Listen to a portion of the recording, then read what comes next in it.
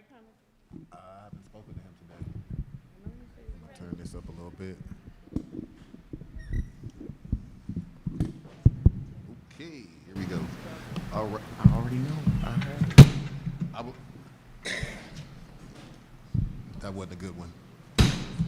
I would like to call the Flint Board of Education Special Board meeting to order at 5:06 p.m. Board members, as I call your name, please reply present for the record. Treasurer Luna. Present. Trustee Rutherford. Present. Trustee King. Vice President McNeil. Present. Assistant Secretary Treasurer McIntyre. Present. Secretary Perkins. Present. And myself, President Clark, I am present. Okay. So before we do public comments, I have an announcement to make. The special notice is to the public that school board meetings will no longer be available on the GoToWebinar app. Meetings will now be streaming exclusively on YouTube beginning July of 2023. Search Flint School Board on YouTube and subscribe to be alerted to live meetings and uploads. Also, a link will be included in the public notices that are posted on the district's website. The board will now hear comments from the public. We ask that you state the reason for addressing the board and that you limit your remarks to 3 minutes on matters within the authority of the board and not address individuals by name. The presiding officer shall have the presiding officer of the board shall have the right to limit the number of persons who may address the board on the same subject. Please state your name and address first before beginning to speak. Is there anyone that would like to address the board today? Anyone like to address the board? Okay, thank you. I now call upon Superintendent Jones to present action items to the board. Okay. Good evening. I seek a motion and a second from the board to approve Resolution 1.10, Personnel Recommendations. I make a motion that we accept Resolution 1.10, Personnel Recommendations. Support.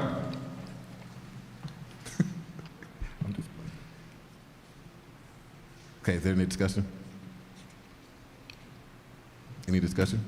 Okay, seeing no discussion, we'll conduct the roll call. The motion will be approved. The motion to approve Resolution 1.10, Personnel Recommendations, will be conducted by a roll call vote. I'm sorry, I have a question.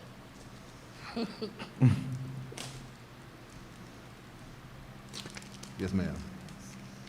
Is Ms. Fields available? Is she here? She is here. Ms. Fields, are you available? Can I ask you a question? Can you come up here?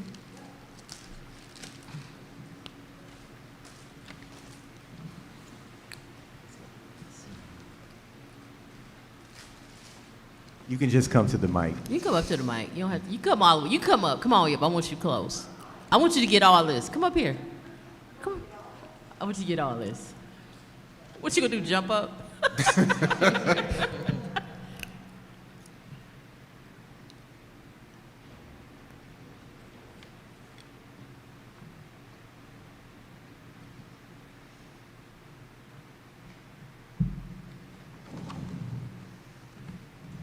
Yes, Ms. Pope. How are you? I'm well. How are you? I want to say congratulations, and I want to thank you, Superintendent Jones, for going within. That is very important to me. I was excited when I saw that. I know you would do amazing because you've always done amazing at every level that you've been in, and I'm just going to personally tell you, all I expect is just greatness.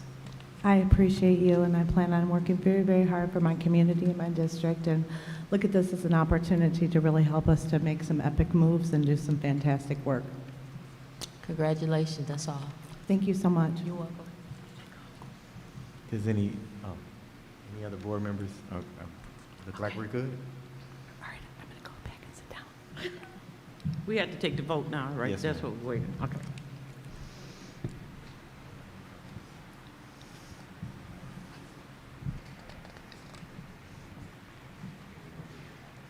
All right, cool. Okay.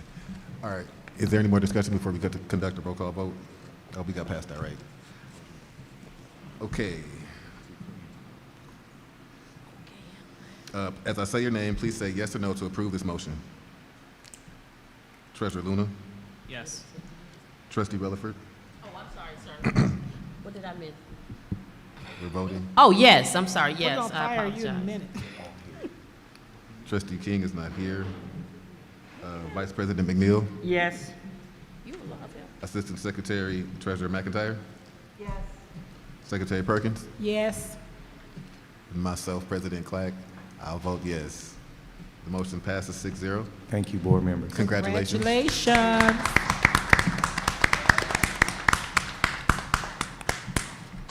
Strap up your boots. Yeah, buddy. You'll need to. Let's get it. Okay. Mr. Jones. I seek a motion and a second from the board to approve Resolution 25.16, authorization to purchase K-6 English Language Arts Curriculum Professional Development, RFP 23018. I make a motion for authorization to purchase K-6 English Language Art Curriculum Professional Development. Support. Is there any discussion? Just for a moment, I'm trying to find the page. This is what we talked about a second. Okay, so I thought. Right, I know it's page 15, I was just trying to find it. Oh, no, this is the, Oh, excuse me.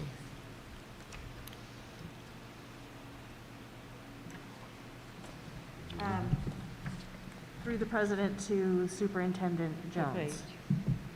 Page 15. Okay. So the K through 12 English Language Arts and Social Studies curriculum, is this the one that was researched and approved by the committee of teachers? And what's the reason why it was not included in the other package of all the curriculum? The team just missed it. They missed putting it in. It was included in the RFP, it was included all that work. It just wasn't included in your packet. And the academic team brought it back up in the academic subcommittee meeting we just had last week and wanted to get it before the board so they can start processing the professional development days. So it says it was inadvertently omitted from the total cost of Houghton Mifflin Harcourt's bid response. So who left it out? The educational team or the publisher? The academic team. Okay, because it said it was inadvertently omitted, but it doesn't, it's passive construction, so it's not clear how and who omitted it. Okay, so I'm just being neurodivergent, I'm just clarifying, okay. And this, through President Clack to Trustee Relaford, did this come up in your subcommittee meeting in academics? Yes, it did. We had a very thorough, I believe, myself was on the call, Trustee King, Vice President McNeil was on there with a couple of other staff members, and they were definitely, they were well-versed, very excited about it, and also it sounds like they have a lot of support from their colleagues district-wide. And I think Delynn made the statement, it's been over 20 years, and definitely ready and up, and they'll be ready to go. So that was just very, I think had you been on that call, you'd been very excited to just hear the ambition, the excitement, and the just the resilience to go further. Yeah, and as a point of information, not to the board, but through Superintendent, or through President Clack to Trustee Relaford, I would love to hear your insights on that particular publisher. I'm just kind of geeking out a little bit. I don't, they're okay, but I'm wondering why this one was selected. I'm so glad it wasn't Pearson, which has a stranglehold monopoly on some of the curriculum and isn't really to the best advantage of our students. I can hardly hear you. But thank you. Yeah, and that's all. I don't want to take up any more time. Thank you very much. okay. Is there any more discussion? Seeing there's no discussion, the motion to approve Resolution 25.16, the authorization to purchase K-6 English Language Arts Curriculum Professional Development, RFP 2308, will be conducted by a roll call vote. As I say your name, please say yes or no to approve this motion. Treasurer Luna, Yes. Trustee Relaford, Yes. Trustee King, Yes. Vice President McNeil, Yes. Assistant Secretary Treasurer McIntyre, Yes. Secretary Perkins, Yes. myself, President Clark, vote yes. Motion passes 7-0. Mr. Jones?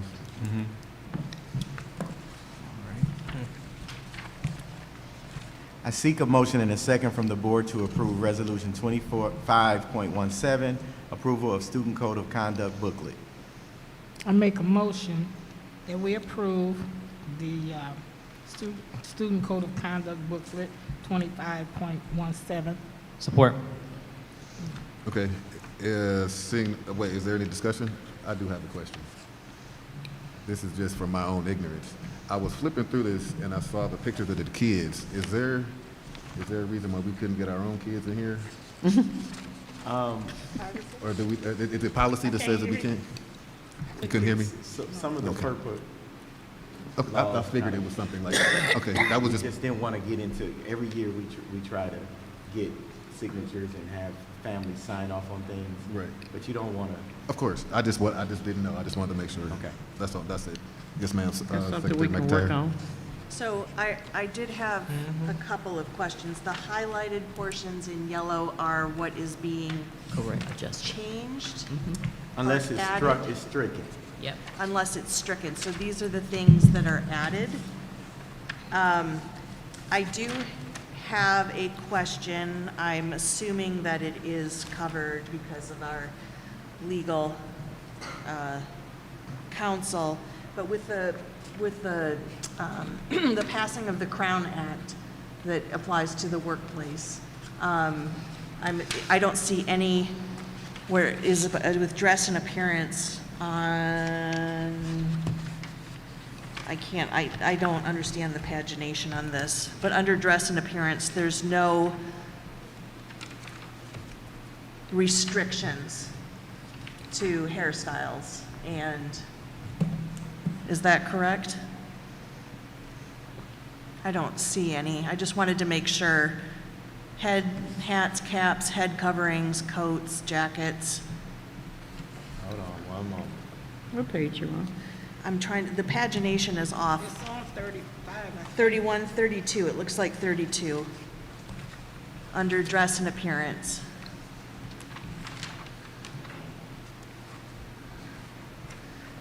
So, under, Talk about C, letter C? Yes. Okay. Oh, so hats, caps, head coverings, coats, jackets during the day. I did have two questions about that. The first is with the passing of the Crown Act, which does not apply to the school system, but there might be legal implications. If head covering, I know that it is covered for religious or medical reasons, but there's also, the Crown Act talks about cultural reasons, to not discriminate against employers in the workforce for having a hairstyle that reflects someone's background or culture or ethnic identity. So what is our stance? Now, it's not a head covering necessarily, but what if somebody wraps their hair? Is that allowed? Point of information, wrap their head, what do you mean, as far as an injury, or just wrapping their head up is wet? No, Or wrapping their hair with a hairstyle where they have a wrap. Like a cloth or something? Yes. A what? What did you say? Like a do-rag or something? Like a do-rag, No, a no, no. scarf, like A a, you know bonnet? how we wrap our head? Yeah. like a turban type. Can't wear a deal. bonnet. Like a turban, but Yeah, not a turban. religious one. Just a There's style. never been a would they- problem I with don't that. think that'll be a problem. Why would they Never want? have. So it's not something that I we're would- I would want to restricted. look at, I mean, I know they had this, you know, they looked over this and we used policy for it. So I would look at, to see what a policy was, I don't know what the policy was saying, that specific. I mean, how strict are we if we start, because like I said, because now that there's legal precedent Isn't for, state- oh. for, you know, if somebody says that, you know, they have a culture or an ethnic affinity for wearing their hair in a particular style, and it's not covered by religious or medical reasons, is that, will they be deemed? We've never stopped anyone from, like, No. some people wear shells, right, in their hair, and we've never stopped anyone. Right, but that's from- not a covering necessarily. Okay, so I just wanted to clarify, I'll- just to yeah. clear, I know that we're pretty good. We haven't really had issues with this. The other is coats, jackets. Where are you? It's under C, Okay. still, dress and appearance, coats and jackets. Like, I just want to make sure that the temperature is going to be such that students do not need to have an extra jacket or a wrap. Because I know that at one point, the temperature was at like 50 to 55 degrees, and students were expelled, and this was way before your tenure as superintendent, were expelled for wearing hoodies or for wearing jackets. I would say, Trustee Laura, is if a student needs to wear a coat in the school because something has broken down, we're gonna have them put their coats on, Okay. you know, and take that to the bank. I mean, we're not, That's what I assumed, Yeah, but it, you know, absolutely. it has happened. It is an issue in the past, and I just want to make sure that we're all above board. Can I?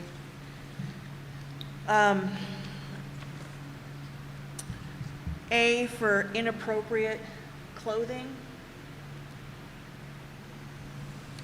I just want to make sure that we're very careful about Title IX and making sure that inappropriate, because we have had individuals in the community come up and express their viewpoint or opinion that, say, for example, a dress is inappropriate for a boy.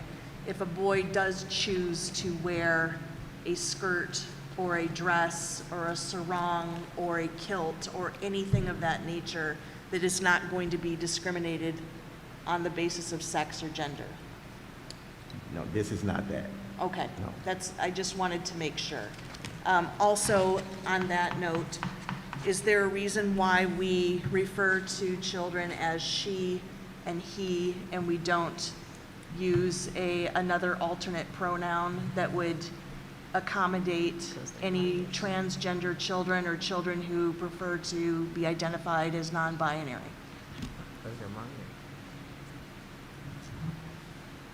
Wouldn't that be on an individual basis? Point of information, Yeah, I would, they're minors, Yes, so I guess when it comes to minors, that's something the parents would have to request. And I think as it relates to this, that's a personal thing. For this right here, it's just because, one, we're a public entity, everyone is welcomed, and it's just a personal identity thing. But when you're dealing with minors, that's a minor, but that's something the parent has to implement, from my understanding. well, why would we even make it something for a parent that needs to be implemented? I mean, I do know that there are increasing numbers of non-binary students, and I'm to sorry. accommodate, yes, they have to have parental permission if they're under the guardianship of, if they're under the age of 18. But we did have, not this particular instance, but we do have, I mean, we can't really speak about specifics without identifying particular students, but this might be something that we might want to be proactive on, to be as inclusive as we say we're claiming to be. Because there are more than two genders. Can I respond to you? I think for me, this is just melody. I'm in training. Is this okay to have a No, back and but I forth? was just gonna say, Trustee Rutherford. Because I'm in training, and I heard of SOGIE. So, am I saying that right? SOGIE, S-O-G-I-E. Anyway, I just learned a lot, and it'll present itself. I'll say that to you. It'll present itself. It's here to stay, I don't know what you're talking about. what you're talking about. Just the pronouns. It's here. Yes? It just hasn't made it here yet. Superintendent Jones? It's coming. Yeah. So I would say that some Okay. districts have added they, and if the board decides in policy to make any changes, we'll make changes as well. Remember, we're gonna follow policy. Right. So if the board decides, even tonight, in your policy workshop, decide to add that, we can do that before this goes to print. Okay. Okay, that's, and the reason why I'm being very careful and being pedantic is because there have been previous superintendents where there have been issues with this, and I have every confidence in you and your leadership as a superintendent. You have been nothing but generous and accommodating to parents, staff, and the scholars. And I don't feel that you're unfair in any way. I just, as we're in an open meeting with the public for our school board, I just want to make sure that we're clear, because these are treacherous times, so to speak. We haven't had any issues. I don't want to see us as having any issues. And I think that was all the notes that I had. Thank you very much, Yeah. board. I have one thing that I want to make sure that the board is aware of. Trustee Rutherford, Mr. Stewart actually let me know that you wanted that added. The new system that we are putting in, making sure that in this document, we covered, I can't remember what page it's on actually, but we covered making sure that families would need to bring in their ID of some sort, and we work with them because we have the new system. So the new system is reflected in here as well. Just wanted to make sure you all knew that. Okay, Vice President McNeil, then Secretary Perkins. Page 59, if anybody wanted to know. Yeah. Oh, thank you. Mr. Jones, when does this have to be to print? When is this document going to print? We're gonna go to print, probably Monday. Okay. Because it's gonna take some time. So if we make any changes, We're gonna have to make those changes within the next 2 days. Okay. And my page 59 was not the page, so I'm gonna take that back. And I'm gonna look for it so I can make sure you all can see. Yeah, I wanted to see that as well. Yeah. Vice President McNeil. It is page 60, I'm sorry. No. It's page 60, under visitors. Thank you. Yeah. Secretary Perkins. Yes, I just want to commend whomever put this third dot on here under district dress and appearance, because we have to start training our children. Pants must be secured at the waist so undergarments are not visible. So that slaps that sagging in the head, and I'm so glad, I'm so grateful. That's all I got. I do have one thing, and this is just because it's not in yellow, but my thing was hoodies, and I see down in A at the bottom, it says hooded tops of any type. This is something that I'm very, I'm a real stickler about, is the hoodies. I don't think that students need to have a hood on it, on a sweatshirt on at any given time. I don't know why they all insist on wearing the hoodies like they do, but I walked into a school and there were hoods everywhere. Not religious hoods, not any, like hooded sweatshirts. So and I see this is not in yellow, so this has already been on this code of conduct. So if we could just figure out some Page type that of. is again? It's on the same page, it's on 32, okay. I believe. Dress and appearance. Dress and appearance. It's just, to go along with the inappropriate pants, wearing of the pants, I also think that we need to enforce the hoodies as well, a little bit more, if we can do that some type of way. I ran into a problem with it in my own classroom, so I know it's a problem everywhere. So there was a committee I will go back and talk with the committee that included some of the principals and other staff that worked really hard and discussed some of those topics. So we could go back and discuss with them what the board is saying about that. If the board passed policy, you do know policy is Right. is what it is. Okay. However, I think the discretion But the board's not saying came. that, Michael's saying that. We got to vote on everything we do. It's already in here, Correct. though. I'm just saying, I don't if, feel that way. It's already in here, though. It's in there, Correct, though. but you're saying to So go you want it back to and stay do- in there? No, I want it to stay in here. okay. Right. Yeah, That's what yeah, I I want, but wanted I'm just thinking from a personal, when I went and visited a certain school, that there were hoodies worn everywhere. So, and I said, there's a problem because I have them in my classroom too. It's Yeah. a style thing, it's a generational thing. Me personally, I just don't think they belong in a classroom. So you're making a statement? Yes. Oh, okay. Oh, okay. Yes, I wasn't trying to change any, that's why I said it's not in yellow. It's already been in here. I was Okay. just saying, Yeah. the enforcement is We what I was just need to focusing on. enforce it. Did you want to say something? Go ahead. I thought you had. Was it you? I am going to defer to the board on this. I have feelings about hoodies, and I think in and of themselves, they're not, I don't think that they should be prohibited.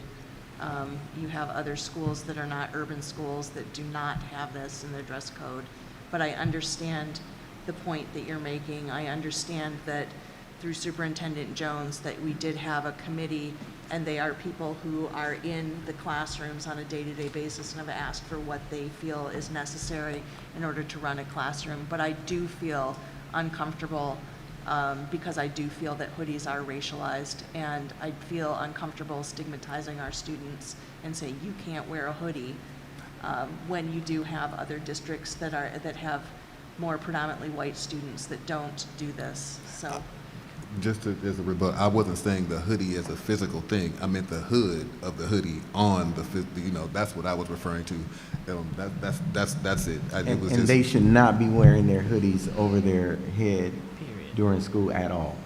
Right, that's really one of the reasons why exceptions during extenuating circumstances is put in there, because we do have some. I would just like to personally say, it's a safety issue, having a hoodie on during school. I remember doing an expulsion, someone was inside of a classroom and they had a hoodie on, and the teacher couldn't identify who it was, and someone else was arrested. So I'm going to be just totally transparent. I was at Southwestern, and it was horrible. You have students that are concealing a lot of things. Yes. Something can happen, and the question is, who did it? Everyone has on a black hoodie. You have no way of identifying the students. Now, to me, for the sake of teaching, the teacher should be able to look from the front of her classroom to the back without any barriers.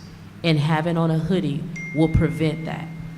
So to me, the students, and I asked the students the question, is it against the rules to wear a hoodie? Every one of them said yes. From my stance, you're teaching these kids to go against authority, because school is dress rehearsal for the world. If the rule is no hoodie, you must follow the rule.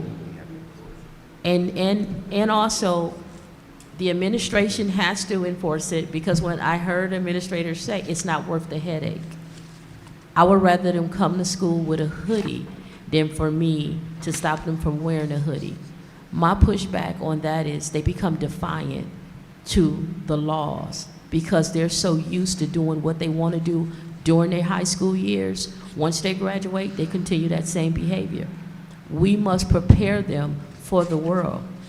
And following the rules is one of the major things that we at Flint Schools, we must do. It's not a matter of making them accountable, it's making them accountable. Thank you. Secretary Perkins had her hand up. Then you can. I'm going to a different subject, so she can. Okay, go ahead, Trustee I McIntyre. just want to say in response, that is not my position at all. I don't believe that one of the functions of schools is to make students submit to authority and to respect authority. The goal of education is to educate students and to get them to learn things and to be self-sufficient and learn self-determination. I feel that hoodies in and of themselves are a benign object, and that perhaps we should be focusing on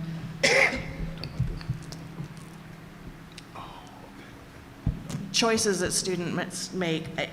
It's a longer issue, but I don't agree that we're preparing students for a school-to-prison pipeline and to submit to rules and regulations. The cornerstone of a democratic society is to be able to be part of self-government and to question unjust rules and regulations. And I think prohibiting hoodies is kind of a ridiculous rule. It's there. Yes, it should be, because it's already there, that's how it is, but I don't want to be authoritarian with students and say, because here's the rules, this is how it is, you must follow, you must submit, you must be obedient and submit to authority.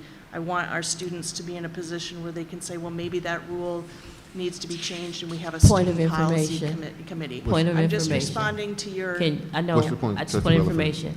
Have you buried a young black male that was kin to you? Because I can't hear you. Did you bury a young black male because he did not follow the rules of a police officer? Yes or no? No. Have you, okay. I have. Did you still want to talk about it, change the subject, Secretary Perkins? Attendance. This subject? Attendance. Okay. Can you want to? Yeah. Okay. Trustee King? You sure? I asked my question earlier. Okay. So Secretary Perkins, you're up. Yeah, I wanted to go to the attendance because I'm remembering when a young lady came up here because her nephew, his parents were no longer with him, and his grandmother got him, and he was out of school past the 15 days that I'm looking here on unexcused absences. And so she did everything she could to try and get the young man in school. However, he was in the community schools, but they had moved to another area.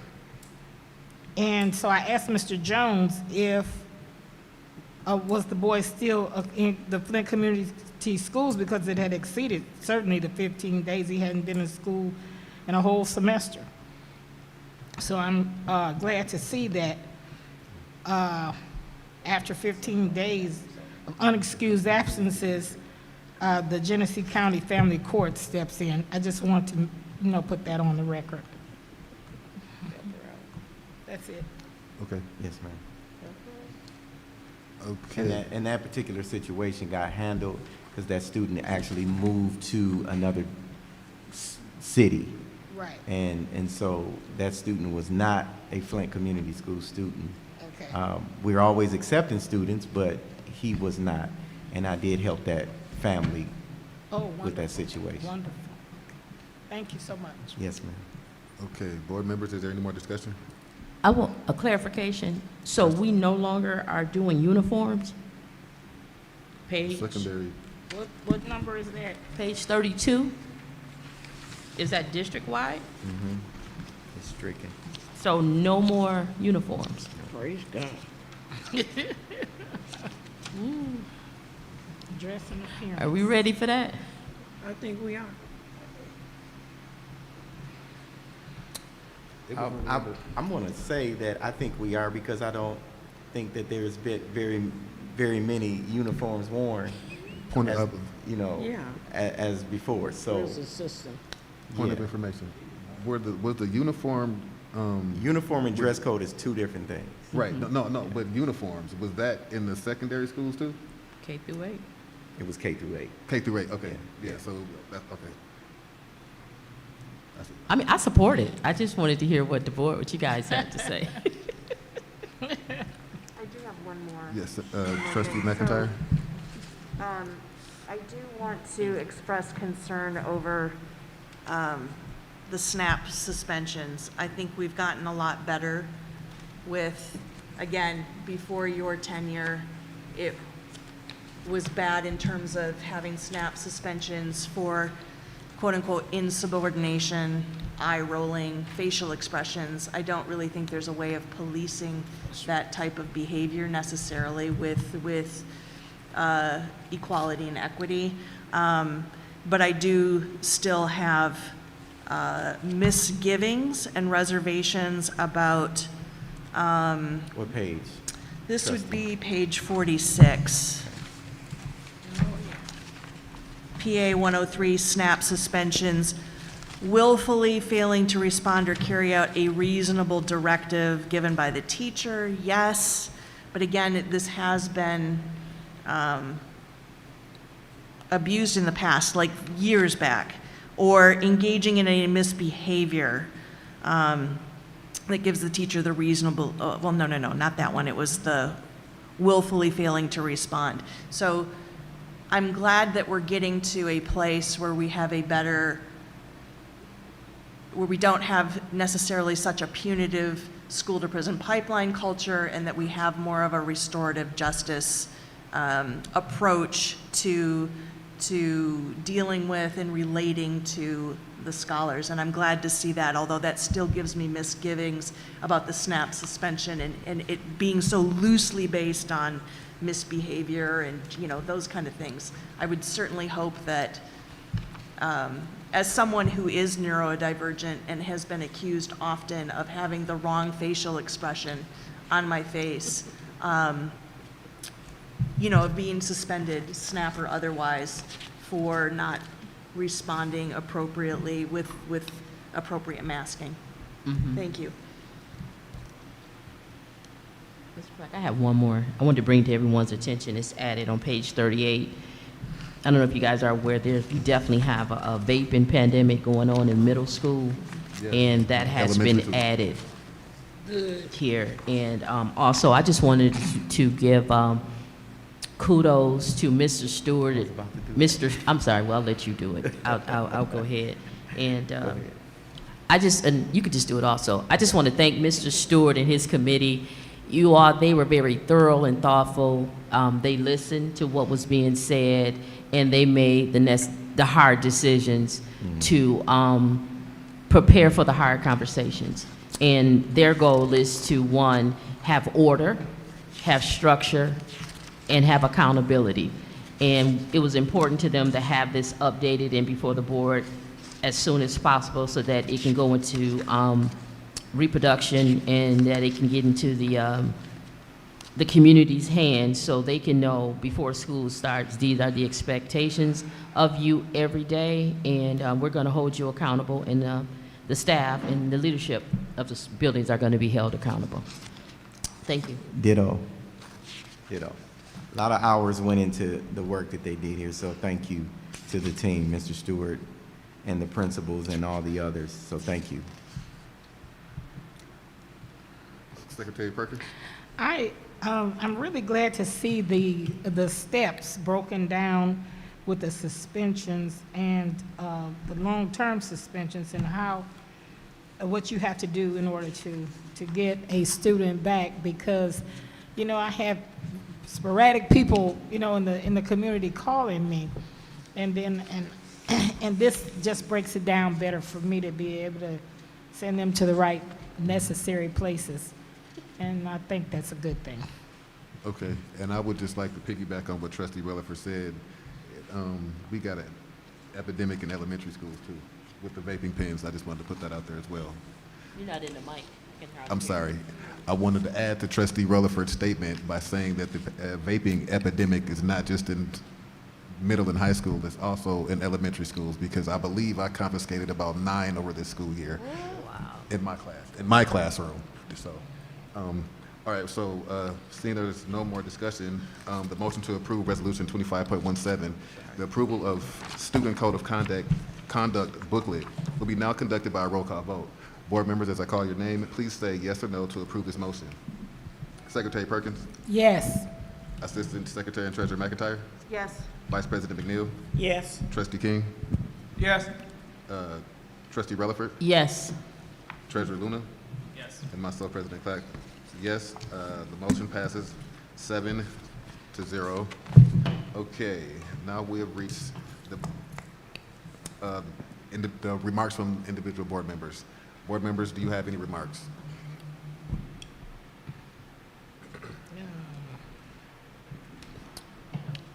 I want to thank Trustee everyone. Relaford? Thank you for telling me happy birthday and for my cupcake and the food. And the cash app. We And, didn't get to see. Oh, that and my song. cash app, and my cash. And- Cash app. And you got something else, but we're, What I we'll wait get? till, Well, you got we'll give it it's to you. something else, you going ahead of us. I'm sorry, well, I take it all back. Yeah, take it off. Thanks in advance. Take it back. I just want to say, the other day, I was having a bad day, and everyone has a bad day. So, Treasurer Luna, I took it out on you. I did. Point of And- information. I'm sorry. It's a remark. Which day are you referring? All of them. yeah, the other day. The I'll last day. take that. You know what? I'm going to take that. Yeah, you got to Okay, take guess that. what? This is what I'm going to do. Treasurer Luna, I'm sorry. Trustee King, I'm sorry. Superintendent Jones, I apologize. President Clack, forgive me. Dr. McNeil, please forgive me. I do. Dr. Laura, please forgive me. And Cutie Pie, Claudia, please forgive me. And Steve, forgive me. And Pam, forgive me. What's your name? Mr. Wright. Mr. Wright, you might have to forgive me. But I just really want to say that because life be life, and sometimes I'll come in here and I guess I'll use you guys as a punching bag, and I just want to say I apologize. I'll do better. You are forgiven. Thank you. Y'all notice when she wear that hat, I don't say anything to her. So, all right, so is there any more remarks? Thank you. Yeah, thank you. Okay. All right, so again, I would like to remind the public that the school board meetings will no longer be available on the GoTo webinar app. The meetings will be streamed exclusively on YouTube beginning July 2023. Search Flint School Board on YouTube and subscribe to be alerted to live meetings and uploads. Also, a link will be included on the public notices that are posted on the district's website. Seeing no further business of the board, I declare the special board meeting adjourned at 5:48 p.m.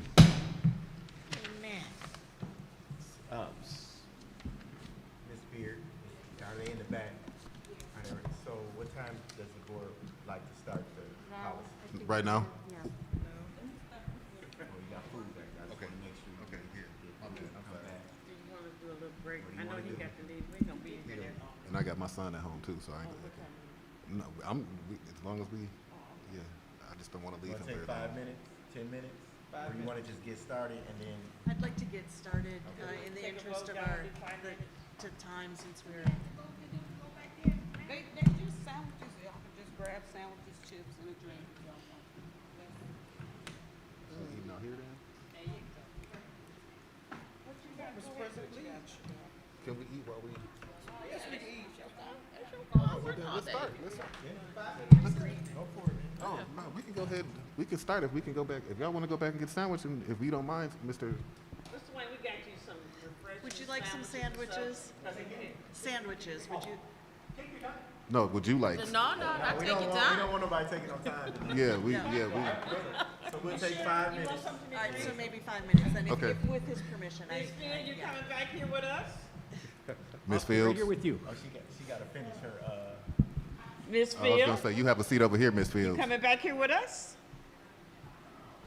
They can come. Sorry, Mr. Jordan, Ms. Can they Christian. come? Y'all wanna, just, can they, she just Yeah, invited 'cause we got to the cake. side. y'all wanna come up? Hey, that's what you guys do. We got cake back here for the next 5 minutes. We need to get rid of cake and cupcakes. Mr. Jordan, Ms. Christian? And all of that. Come back and get you some snacks. Yeah.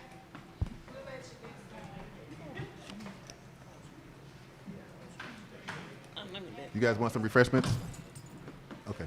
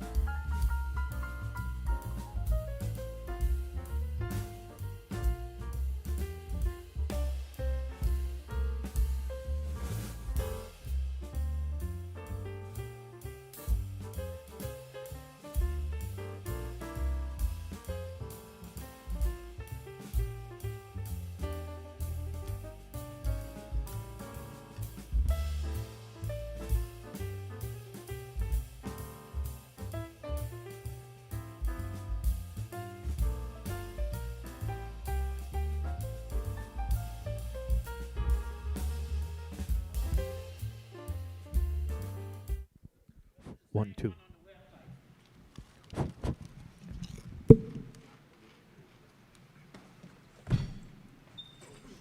Lord, your name should be in yours, though. Yeah, I do have to call this. Can we start doing that there?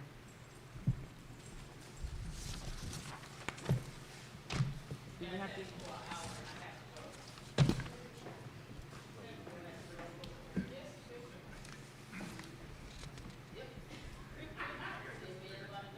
Or do I go next? Do you have something to say? It's you or me? It's No, that's not me. It's you. do I go now? It's me? Let me hit your gavel real quick so they can sit down. We can eat and talk. We in a workshop.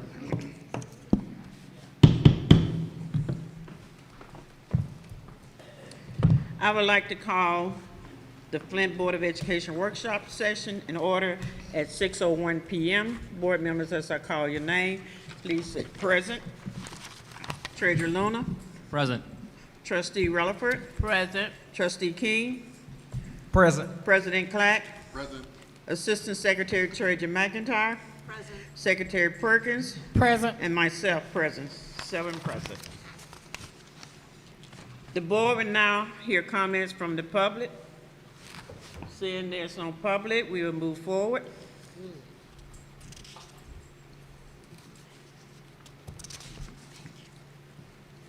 At this time, I would like to turn the floor over to Mr. Wright for policy update. I've been asked to do a little bit of introduction again. There were some new board members that weren't here last time, so let's kind of get you back on track on exactly where I'm at. My name is Wayne Wright. I'm a resident of Genesee County. I've lived here for many years, since 1974. Been an educator, completed 48 years in education, 18 of those years as a superintendent. I'm a retired superintendent today, but I become an active superintendent again next week. Yeah. So I've taken on another job with outside the county, though, so it's nothing new. This will be new to Kevin because he was not know anything about this. There isn't too many people that are aware of it yet. I've been with Neola for about 6 years and been dealing with different clients. I've got 52 clients that I deal with, 52 districts that I work with, dealing with policy.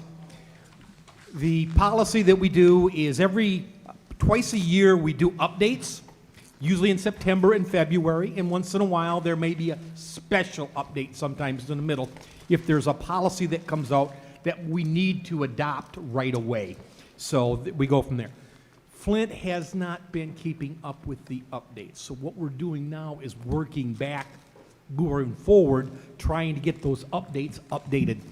A lot of the things that are in the update or that are in policy is law. And so what we need to do is to catch you up to law in your policy. And we're doing that. Last time I was very impressed how this board worked, and we had a great session. I thought it was a phenomenal session that we did, putting everything together. I was extremely pleased when I left here, so. Thank you. Thank you. And I'm looking forward to this one, everyone, to get us caught up to date. Once we get caught up to date, then we can do them twice a year, and it'll be short. They'll be hour updates at a time, and we'll go forward. So what we did is I really didn't do a presentation. We kind of went through the policies that were being updated, and we're basically in, I think, 2019 policies that were updated. Your administrative assistant, Mrs. Baird, is, I think, giving out the updates on what the information that I have in my book here. And I think we left off with policy 5335, and it has to deal with, it was a new policy that we instituted. It's called Care of Students with Chronic Health Conditions. We started on this policy to fill in some of the blanks. And what we need to do wherever there is brackets, we have to determine whether you want that portion or you don't want that portion. And we move forward from there. There are some things many of the things that are just straight written in there is law, what MDE law is. And I'm going to tell you, I really believe you're going to see some major changes coming in the next year. So I'd like to get us caught up and get ready to go for the new changes that is taking place with legislation. We all know that there's several bills being moved forward right now that's going to change things in our policy. So as they change, as they get approved, we'll take care of them. Yes? Did you say you were at 5335? 5335, correct. I jumped from 5, am I in the wrong book? Yeah, I don't have 5335. I jumped from 5331 to Well, 5340. mine are scattered. I don't know how you put your sheets. Okay, so first you guys, the binder, there's two. Two binders, but what I passed out are the changes that have been made and changes that need to be made that Mr. Wright had in his notebook. Some of you weren't here on June 3rd. So you'll be best to look through those pages instead of the binder. Yeah, I think you want to go to the little blue book, right? Is that the ones? That's the ones that I've been moving forward. Yeah. I mean, the book. So it's going to probably what I've done is when I put these together, I put them together in the order in which the numbers aren't going to be directly in order, but I put them in order of how they came forward. So 2018, 2019, 2020, and so on. Okay. So this is a 2019 when you're referencing? Yeah, I think it's in 2019 is what I'm referencing. Okay. And if you go, it'll be policy 5335. I'm guessing what you'll do, once we get on that one, then we'll be right in sync with everyone as we move If forward. somebody find it, could you please share? Because I'm, It's on the board behind you as well. Yeah. Well, let me try to make it. all I can say is I can't see that, ma'am. I know. Okay, I'm sorry. Okay. Some senior citizen eye. This is upside down. Watch this video. 332. Okay, I found that. That's what I saw. That's how opioid. Is this, you said family member means a person's spouse? Is that it? Statutory, mandatory factors? We're on care of students with chronic health conditions. It's not in this book here. It's not in your blight book. I don't see a 5335 in that This big is blight upside binder. down. They So say go in this maybe it's in here. But we'll let you finish doing what you're doing. Okay, all right.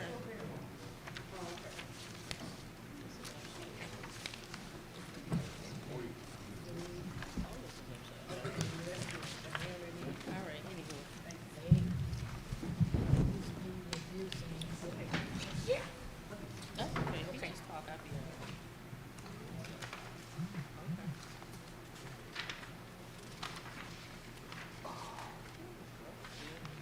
We're in 2018.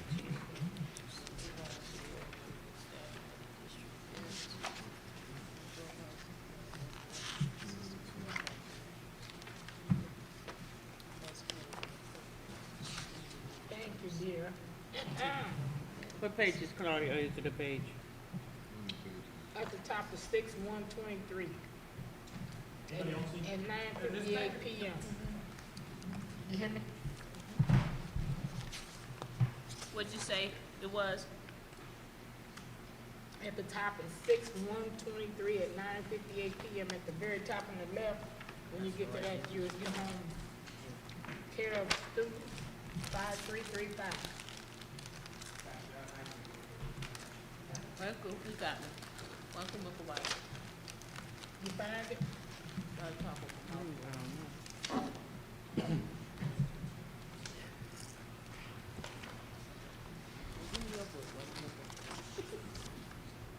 So what she's got him in is in the order that I have him in this book right here, okay?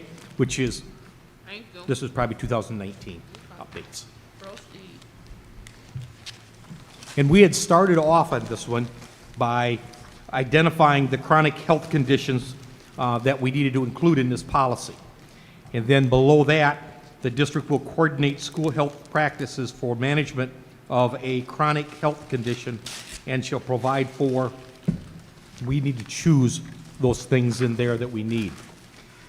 Now, what we need to do here is kind of make an idea, you put the checks in the boxes that we need, that you feel that we should adopt, you take it home and you can study it at that point, because you have to come back for second reading. When you come back for second reading, if there's something that you didn't like that we did here, change it at that point. And then you have to do an adoption, and then we can send it in to Neola, and they'll publish it on your website for you. Okay.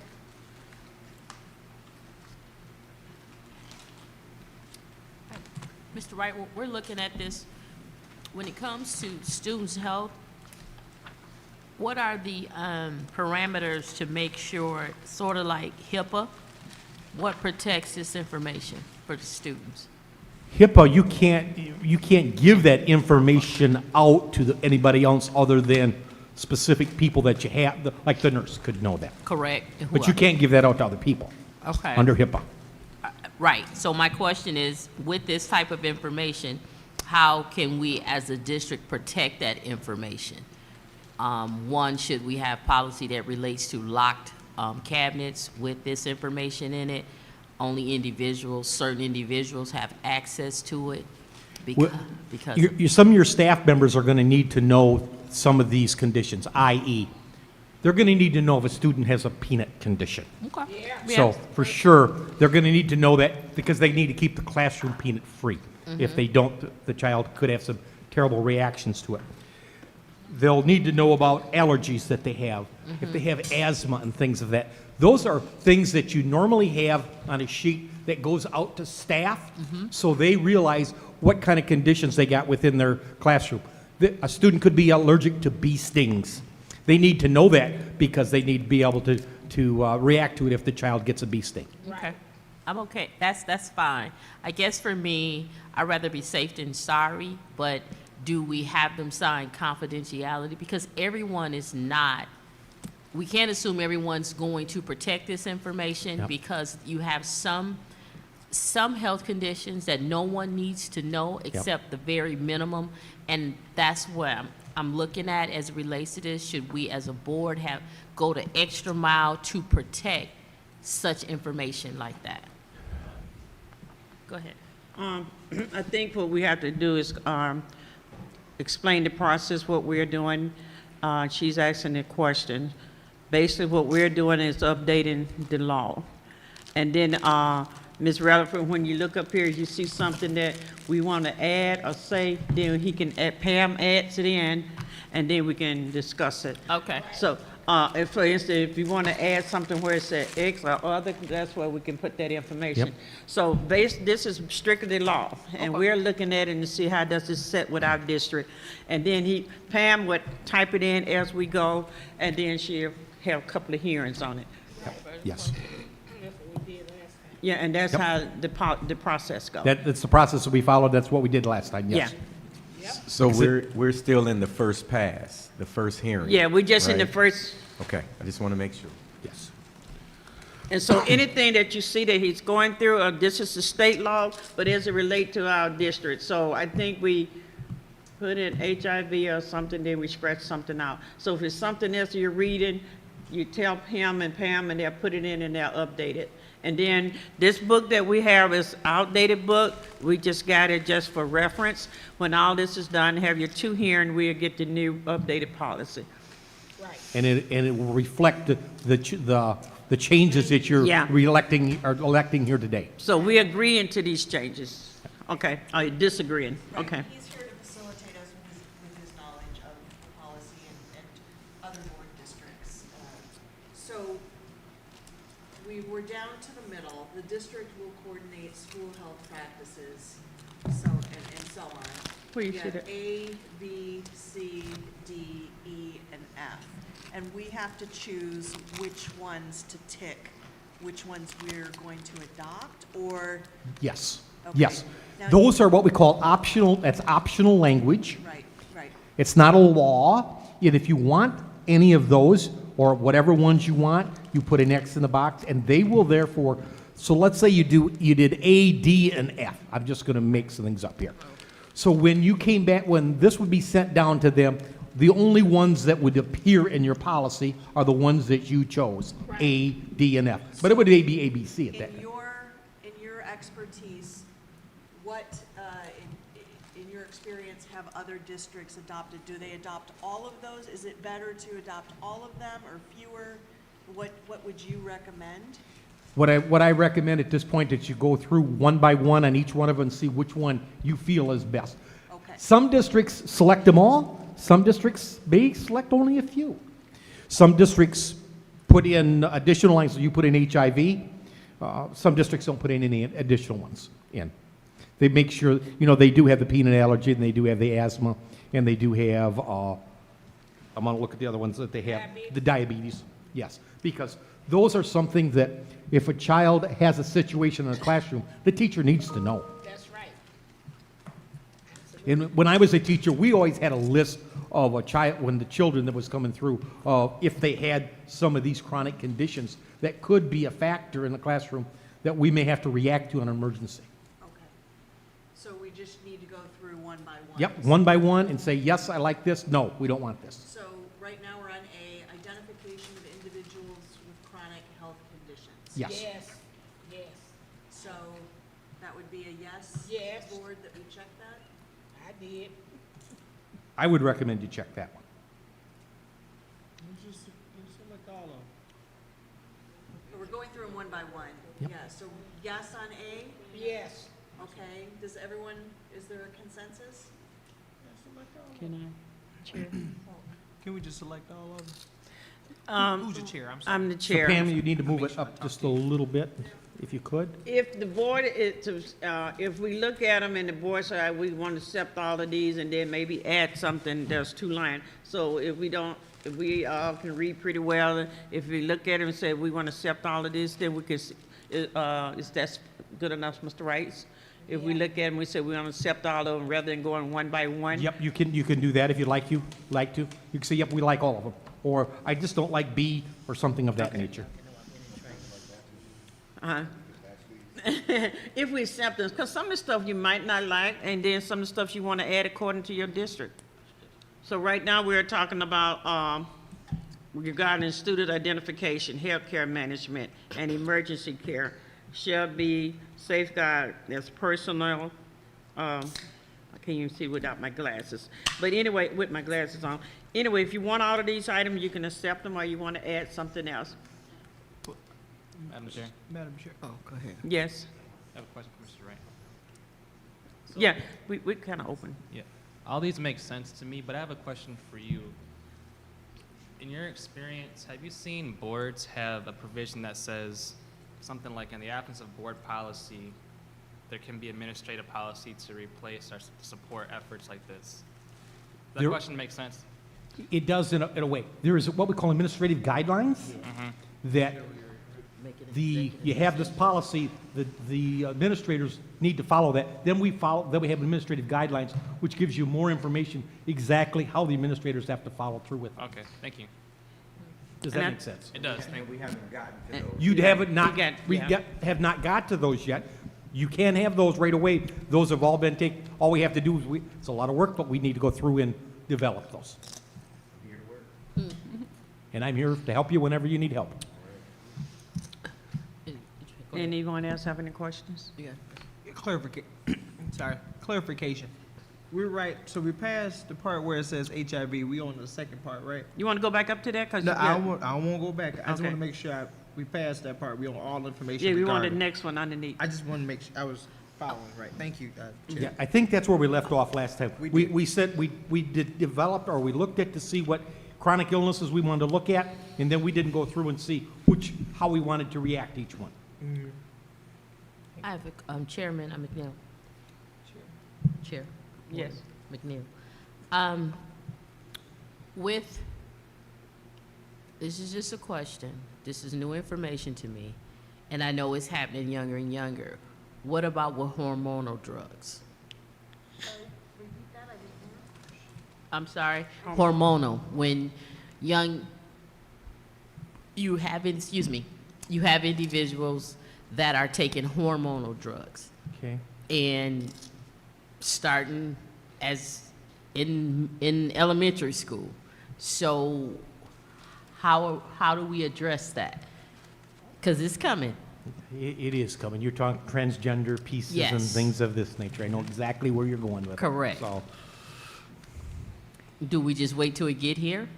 I would recommend that we hold on that at this point. Okay. I think you're going to get some more things coming down through law telling us about this.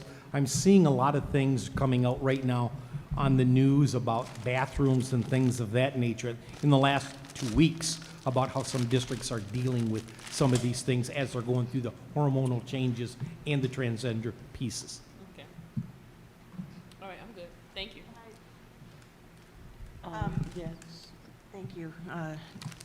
Also, hormonal, like, it's gender replacement therapy. It's not Whatever. hormones. I mean, there's other I- reasons for taking hormones. There's thyroid conditions and things Yeah. like that.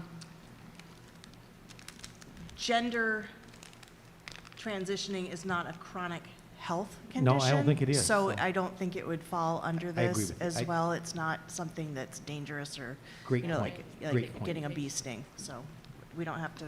Point of information, it's not dangerous, but they're taking medication. They have to take that medication. And what Perhaps, we don't know. I mean, there's all sorts of different therapies for this. However, if they're injecting it in their bodies and they're attending the schools, we need to be prepared to address it. So, It's not really any Point of our of- business because it's. Of course, it's Point not of- your point of business. I'm information. sorry. point of order, rather. We did kind of slack the rules, but we're not gonna have, we shouldn't have back and forth because we have not gotten to that part of the law.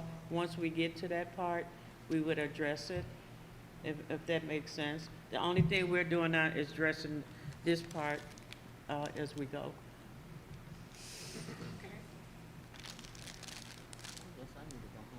Because everybody have their own opinion. Well, it's not. Okay, we're gonna move on. We Okay. really need to move on. But Go it's ahead. inaccuracies inaccuracies and excuse I me. find it offensive. Go ahead, Mr. Wright, move on. Okay. Under A through H, under that section right there, is there any one of those things that you do not want? Maybe I should look at it that way.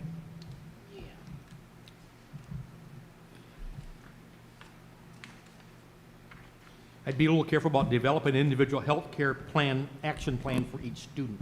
That might be a difficult issue. Yeah. These all make sense in theory.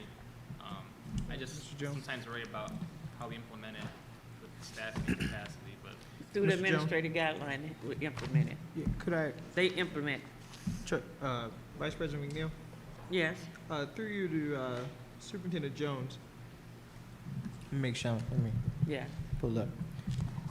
Looking at this, do you see any barrier for your administration for the, and specific to what, to B, development of individual health care action plan? Do you see any barrier for our staff or your staff to create not create action plans around that?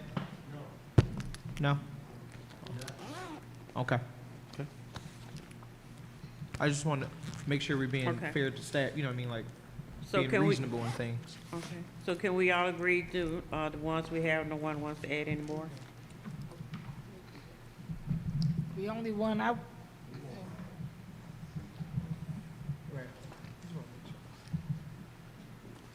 So can we accept? Okay, let's accept and move on. all right. Yeah, we marking all of those. But he can, administrative guideline has a plan for B, can do B. Superintendent Jones felt that he could probably Yeah. handle doing that. See, this is the policy part. Mr. Jones had the administration guidelines to these policy. That- She gonna, Pam got to check them all. Uh-huh. No, we ain't Nope. doing B, we doing All. them all.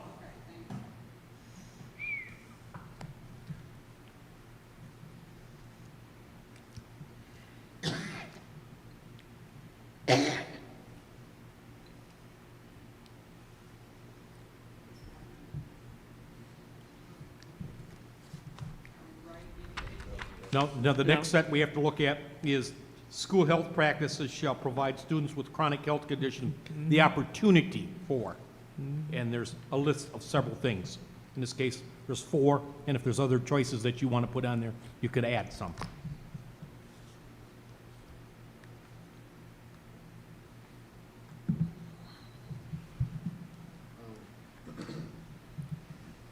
Just so you're aware, these optional language pieces were basically chosen by our attorneys. Our attorney is at Varnum, and it's also Brad Banasic at MASB. Okay, thank you. I do have a question. Yeah, yeah, go ahead. So for, and this is just me, I'm just asking, school health practices shall provide students with chronic health conditions the opportunity for full participation in physical activities when students are well. Does that include contact sports? Or is that everything? Would be contact sports also. So if somebody has asthma, they could participate in football. That's what I'm thinking, right. Yep, I think that's what I was looking at. Right. Yep. Right, okay, right. Okay, I just wanted to make sure I was, And if you want to add something to that, you can say, I would like to see this right here, something else to add, we can do that.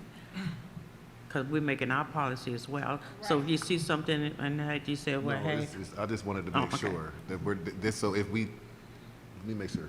If we check this box, then that means we're. we're accepting it. Okay, okay. Madam Chair, Yes. I have a question. Mr. Wright, have you seen districts substitute that shall with a may for flexibility purposes? Yes, I have.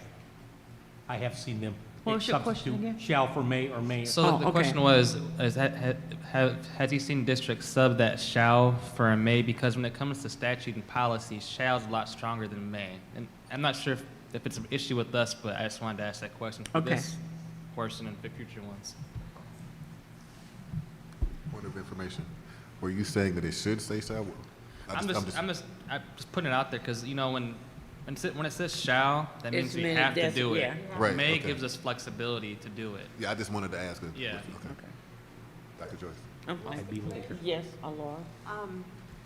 But we do want to put shall, I agree. because we do want to provide them with the opportunity, and may, I Should be know great. that's been vetted by the lawyers, but wouldn't we run the You risk you of could run perhaps- some risk of all of a sudden you say, you know what, you got asthma, I'm not gonna let you participate in basketball, I'm not Okay. letting you And then we get a participate. lawsuit or So something? you gotta be a little careful about it. There's a Okay. lot of places where I've seen shall can be replaced by may. You gotta be real careful. This is participation. This is giving the students the opportunity to be a participant in a different Okay. things. This is and- providing opportunity. Yeah. I think we shall. do Okay, that makes yeah, sense to me. I yeah, just had to ask the yeah. question. Yeah, but that's a really good point to It make is. sure that there's a distinction between shall and may, because Uh-huh. it's very important, yeah. Dr. Joyce, So, I just got one more question. go This is ahead. through Yeah. you to Mr. Everything Jones. is, everything is kind of like pull back, we just don't want the back and forth and Right, no, this is through you to Okay. Mr. Jones. Do we, at the sporting events, are there ambulance services at all the football and basketball games? We do have them on hand. No, I was saying, was there, Yes. was there ambulance services? Ambulance at the football Yes. games, the basketball games, track meets, things like that? We do have them on hand.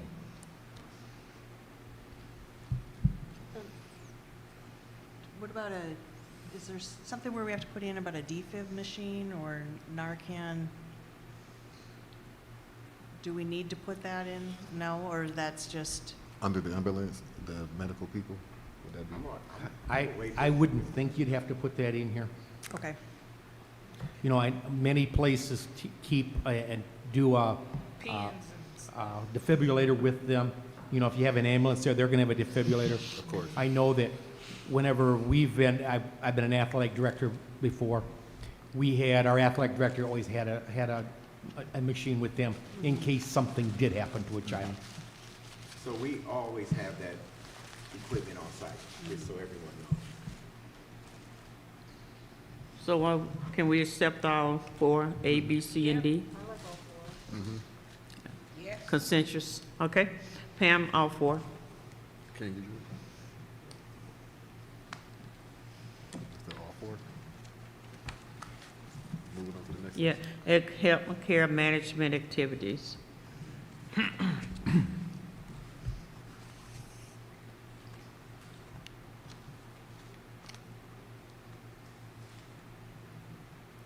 And most districts, when under the next group, under A through G, have accepted all of them, I'm going to tell you that.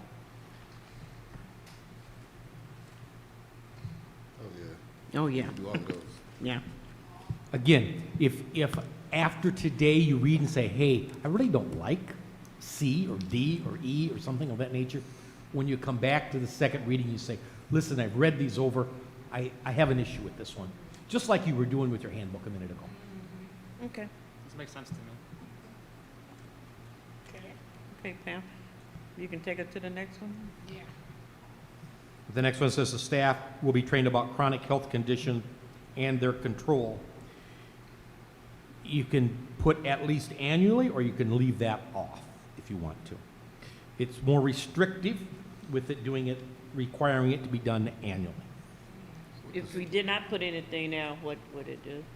You could, I would put staff will be trained about chronic health conditions and their contact in each school in which there is a student with a chronic health condition, instead of okay. saying at least annually. Okay, just take the least.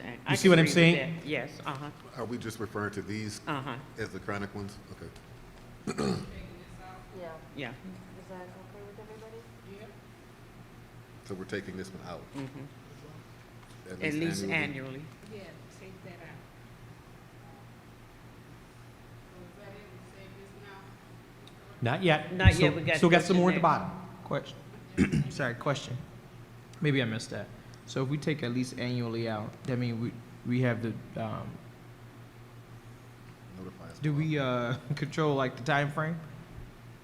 Say that again? So if we remove at least annually, there's no time frame from this that we have. There isn't a time frame there. Maybe you don't have any child there in the situation. And Okay. So a couple years down the road, you have that condition. Maybe you have a new coach. That's when you would need to do it. Gotcha, okay. So, wait a minute. We're taking this out. You- The you're- annual part out, but So we're leaving the- it open. So we're so not we just can- saying it have to be annually, It could be biannually. It or could be biannually. Yeah. That's what Quarterly. you're saying. Okay. because you might get a new coach in or Right. something like that.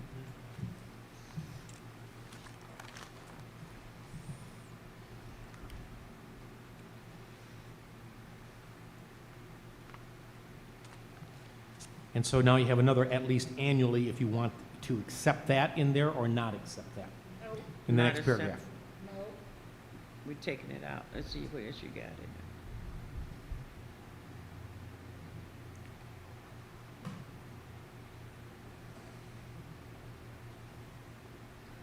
So then the next one, again, you don't have to accept either of these last couple things if you don't want them. It's because it's optional language, but if you do, you could say, the school nurse or the principal, whoever you want, shall maintain a copy of the training program and the records for training completed by school employees. I think both, Yeah, just me. Does each school have a me nurse? too. What do you think, Mr. Jones? Because he had the Each school input. doesn't have a nurse though, does it? Each school has one? Mhm. Oh, well then the nurse can. I So, agree Mr. with Jones, the you nurse. think we should have both? I do. Okay. You may not want to check that last box on the bottom one and the following. That's what I was about to ask you. Because you don't have them yet. And if we checked it and you don't have them, you can always come back at a later point if we needed to. So let me ask you this question. So with our school nurses, they're in a grant. Yep. Would their policies or the ask of the grants go against the policies we have? Their protocol should not go against our policies, I wouldn't think. That's, Because the school nurse is a trained medical professional. That's right. I don't want to lose funding. No, I understand where you're at. All right. But we don't have guidelines yet. That's why I was saying leave that last one out at this Okay. point. If we put it in there, we would need to draft those guidelines real quickly. We can come back to that, right? We can always come back to that.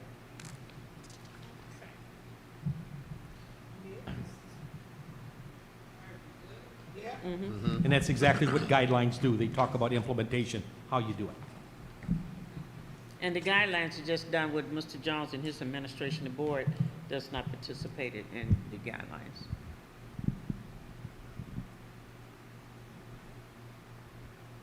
Next one was 6107.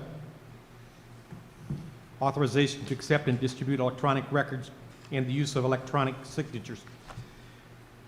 If you look at this, what's in black, in the black and white, is what you have currently. The green that is there is what Neola added back in 2019. And it's basically saying that you can accept electronic signatures for different things that you do. And I know we're doing it all the time, especially in the business office. When you're doing with Medicaid, things of that nature, you're doing electronic signatures. So you don't see optional language there. It's what the law is. It's what you're doing already. Yep. So I would recommend that you accept that as written. That's Okay, easy. accept. Next.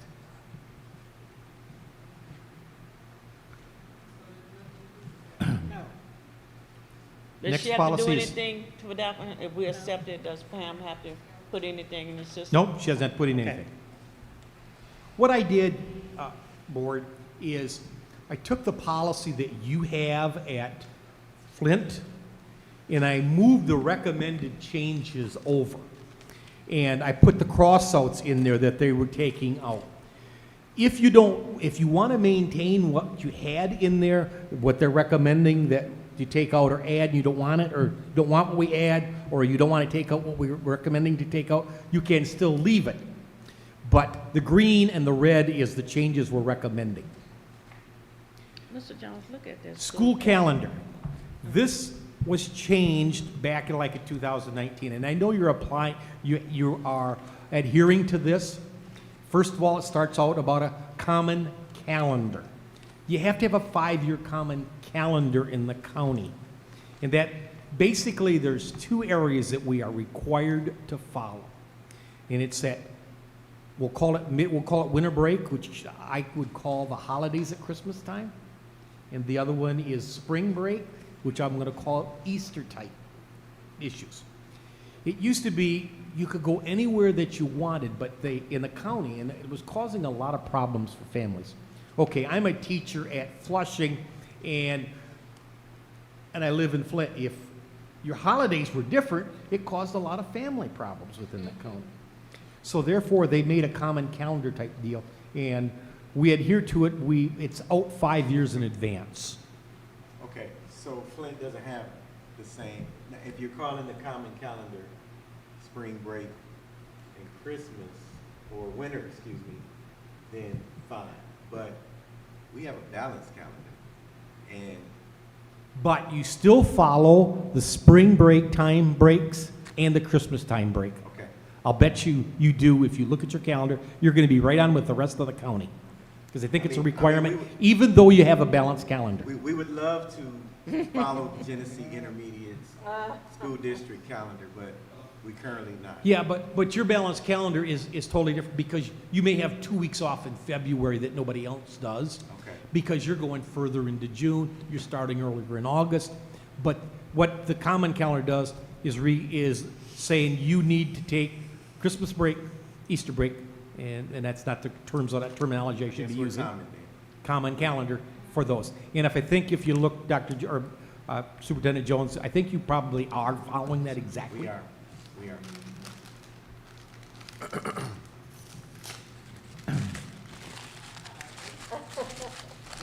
They also added in here, back in 2019, they added back that we needed, it used to say we had to have 1,098 hours. Dates now. And they changed that again, so if you would move I'm gonna tell you, move it up.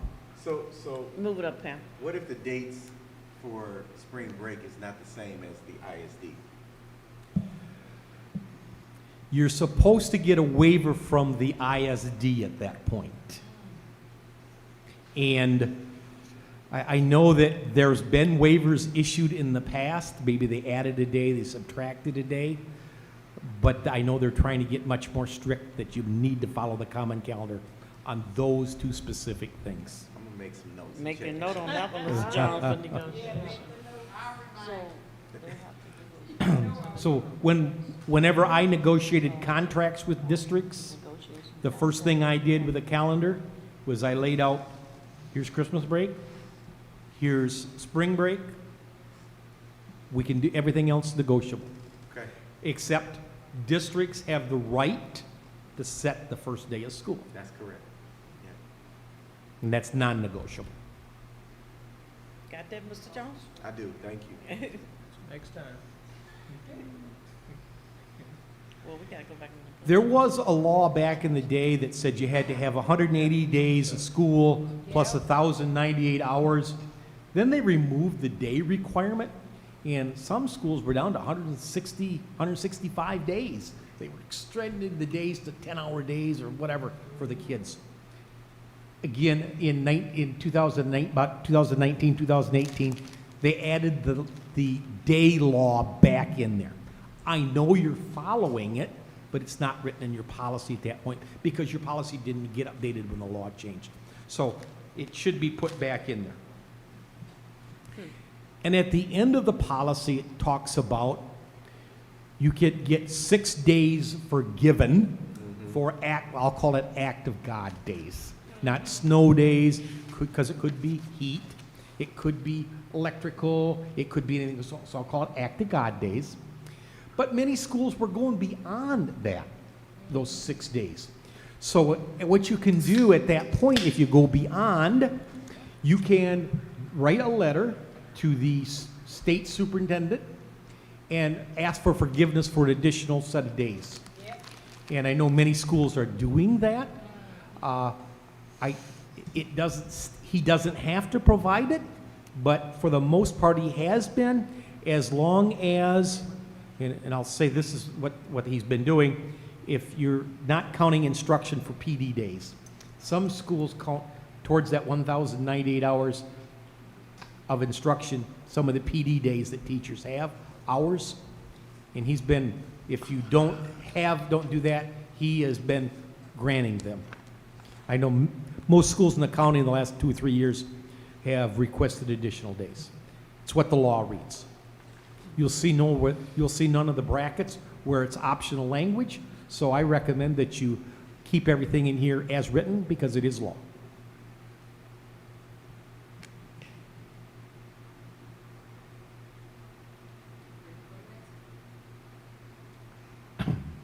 Okay. The next one is policy 8400, which is school safety information. It is a policy that seems to get updated fairly regularly, like maybe sometimes every year, sometimes every other year. There's some law changes that take place. On the second page of this, there used to be that at the end of the school year, districts had to send in to the state of Michigan, to the Department of Education, an annual report of prescribed to the student public dealing with crime that occurred at school. Now what you have to do is if there's crime that takes place at school, you're supposed to place it on your website and you're supposed to designate it by building. Instead of sending it to the state, you just put it on your website. Right. Madam Chair, Yes. so through you to Mr. Wright, is this the portion where the board could dive deep in school safety, or is there more portion that we can do? Say that again? Is this the portion? Is this the portion of the policy where the board can dive deep in school safety conversation? This is where you could do some school safety information. And I'm going to tell you, there's also been this updated a couple times again in the future. Okay. Okay? I don't know if you want to go into that discussion now, or you want to wait till we I get it think later? we'll wait till we get there, but I know our board was talking about school safety. Yep. Every recently. board is talking about school Yeah, safety. so I just want to make sure I make it a note, what policies. This is the law that changed. Because we used to, where the green and the red is, that's what, we used to have to send it to the state. Now you don't send it to the state, you put it on your On the website. Okay, I just want to, thank you, appreciate it. Yep. Please continue to ask those questions as we hit them.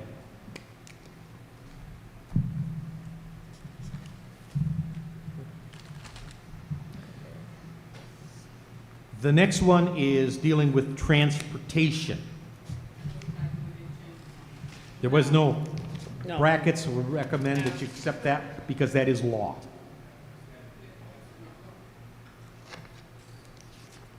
I think we did that one at another point is why What, a student abuse and neglect? 8460, but I thought we did that in another piece. Where we on? Did we not? Maybe I moved it I forward. don't remember saying that. So at this point, I would skip over that one because I think we did that. I probably put two policies into, or two updates into one. And that's what I started to do after I got doing this. That's what I probably should have done with 8400. If there was 3 changes over the last 6 years, I should have moved them all into one policy. And I really didn't do that. Didn't start thinking about it until I got partway through and it goes, oh, this would make more sense if I did it that way.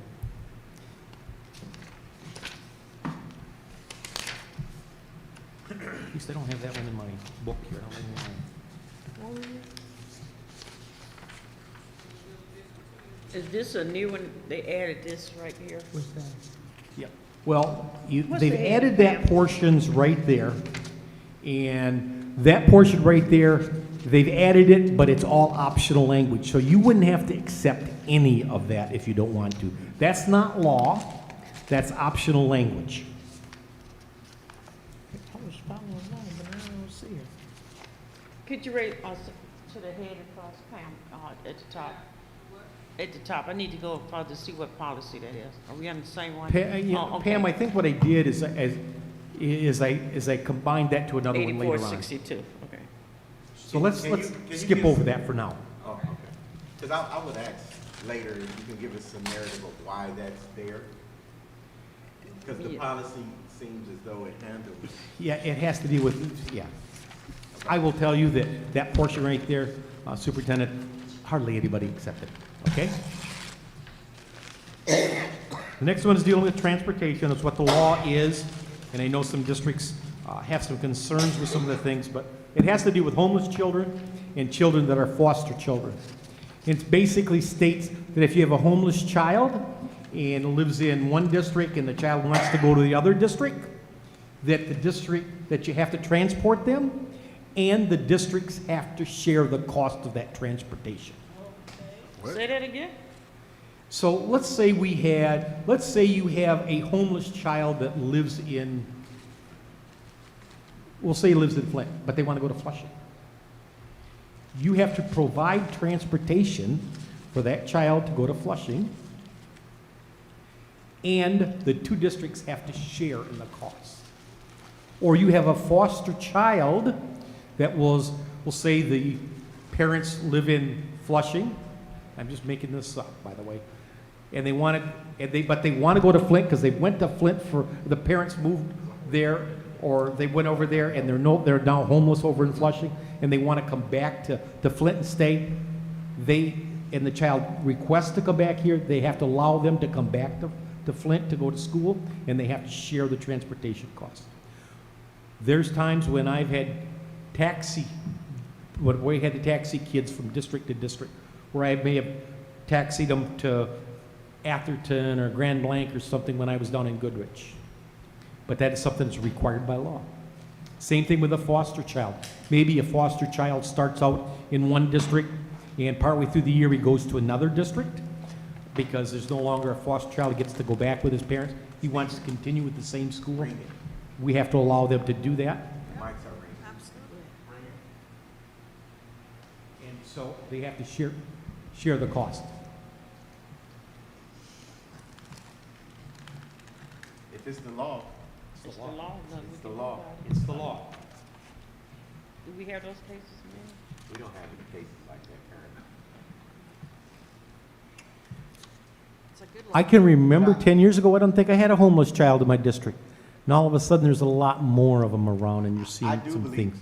scholars should be covered no matter where they Yeah. are. I think that we still have issues surrounding this notion that, you know, all of our kids are leaving, going other places, and we're footing the bill for some of those situations, Mhm. right? Yeah. Well, we want them to stay home. And we You can hope take- that they would stay home. You hope that they, right. Yes. We also want them to. So Yeah, we I want- understand Someone that. who's Trust me, I understand that. that someone who's unhoused actually has a home. I mean, that's the least of their worries. I mean, We just need to accommodate them to the best of our ability regardless of their situation. I mean, that's, you know, you have no idea what somebody's situation is, and so I'm glad that I'm really this not is- speaking of the child Yeah, more than I yeah. am, you know, being No, able- I know what you're saying, but I think in this situation, it's just a matter of making sure they don't fall through the safety net, period. With mental illness and everything taking place and all the struggles that they go through, Yeah. the I mean, it's probably difficulties, the least you of our have to try to worries. accommodate them Yeah, in every way, shape, and form. Yeah. that you can, yes. I agree with you.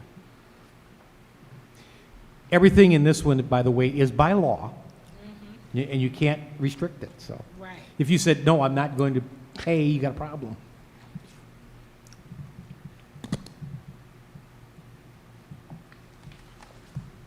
So the recommendation is to accept that one as written. Yeah.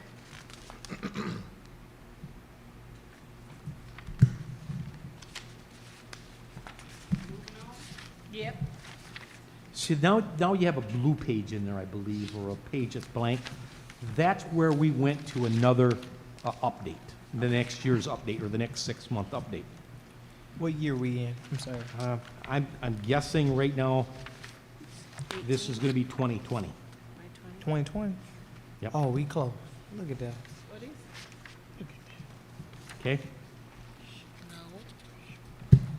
And the very first update in 2020, we updated 5 policies in the first one, which would have been in a February update. So the first policy was 4362.01, which is threatening behavior towards staff members. Oh, yeah. We had updated one in 2019 for professional staff members, but we didn't do which I don't understand why they didn't do it, but they didn't do the one for support staff members. So now they came back and do the one for support staff members. The policy reads identical to what it did for the professional staff. And the reason this was done was there were some situations in a couple districts where there was some staff was holding administration hostage by saying, hey, you're causing anxiety for me whenever we have an issue such as I'm going to give you a bad evaluation, or you're going to get suspended for failure for not doing something correctly or doing something. So they said they changed the thing around and they gave some examples. And it included behaviors such as threats to cause bodily harm, striking or stalking somebody, bullying somebody, threats to damage real property or personal property at the workplace, unusual behavior that a reasonable person would consider threatening. It was to protect administration. Again, there's no choices in there. You don't have to accept this language because this policy itself is totally optional, but you do have it in your book. You did accept it initially. I think we should accept that, yeah. Okay? That's a problem in this district, yes.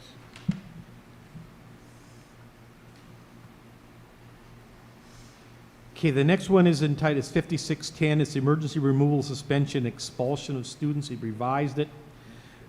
It's now 2020. We revised it from 2018.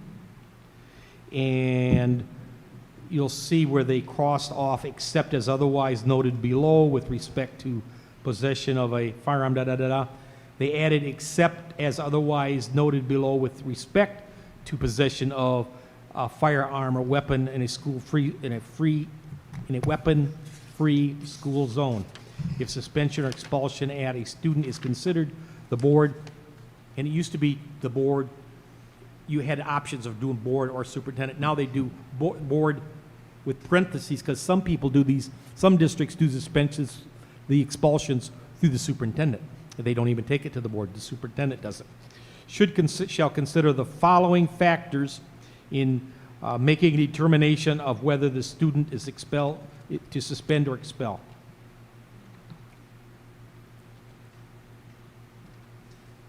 So the only added language here is in the green? Yes. I mean, our board does ours, so.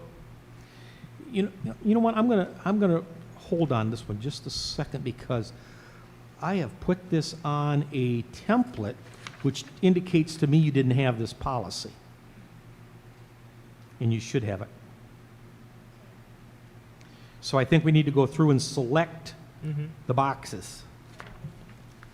So currently, right now, the board is doing, the board. Okay? So then I would, next piece down, I would cross off the superintendent and keep the board. These are these are expulsions. Any expulsion? Yeah, Whether they're- emergency removal, suspension, expulsion of students, yes.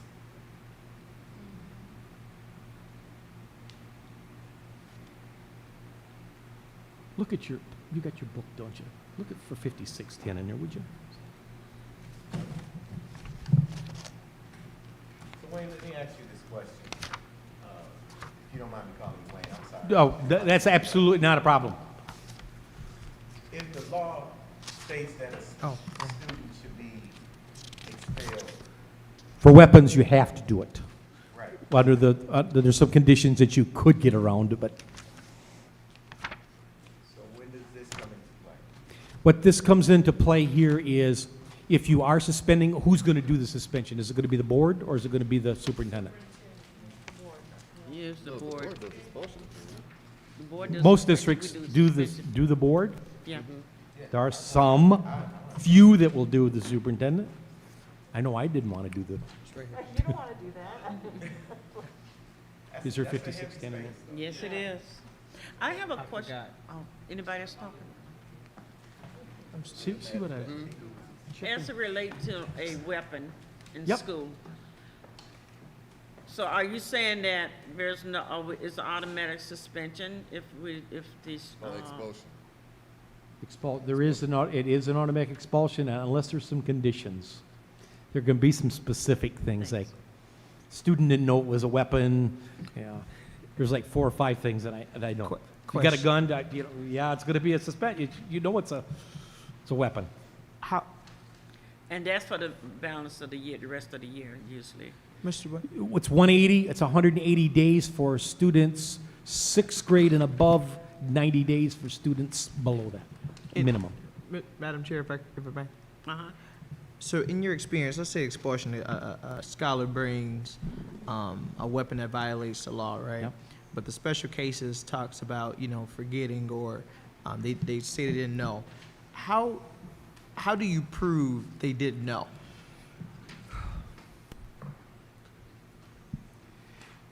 It's done by the board, we'll listen to the what took place, and I guess you have to make Somebody got to say, a decision on that. somebody could reason to say they forgot, but it Yep. could be clear. Okay. That's what they want to do. Clear evidence could say, You okay, know, I just wanted to I make had sure.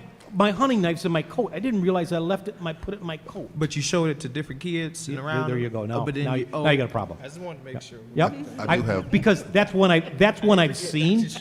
That's one I've seen. All right. You got us on that one. I do have one question. You can go ahead. Go ahead. What, does that also include like the case to a knife or like a bullet or like a magazine or a shell casing or something like that? That's not an actual weapon, but it's a part of a weapon, so to speak? I'm not Because- sure exactly how the law reads on ammunition. Or a magazine? A casing, I would not think that would be an issue, but a bullet. Or a live holster bullet, or a, I something would, of that we nature? would definitely, wherever I've been, we would definitely react to it very strongly. So should we, I mean, if the state doesn't speak about it, I'm sorry. Can through we you. can add something Could- like that If in? the state doesn't think about it, could we add that? Yes, you sure can. In what You can space? make yours more restrictive than the state, but not less. What, in what space? And be specific, so when we go back to add this. In what space in the, Be under weapons, Right here, this space, or would you put it here? up there by the weapon. you can come back and answer, later on. Yeah, I'm just saying. I don't know how to answer that question Okay, right now. you I can- don't know how to answer it. You I don't? don't want to answer it incorrectly either. So you gonna come back to us the next meeting? Let us know. I'll see what I can come up with here. Okay. So. we go- 5610, I know I got an issue with. Okay. I found the, trustee Luna and I, we found the, 2017. What does the law say? what you were talking about, to find the book, 5610? Yep, 2017, and I think, let me look at my glasses on here. This one's 2018. 2017, 2018? Yeah, and you guys had missed an update on this. You'd missed an update. That's why I put the whole thing in there. Yeah, that makes sense then. You see what I did? Okay. Yeah. All right, You cool. dissed Okay. it, so that's why I said, oh, you missed all the changes that took place 70. So let's do the whole template and let's start it Yeah, over. no, that makes sense now. So this is one you should probably pick up, Ron, right now and fill in all the boxes and so forth, since we missed that update. This will have the changes that we did back in, So Pam, that box. it probably had to do with the five or six questions that you must follow through with. Just consider the student's age, disciplinary history, and things of that nature.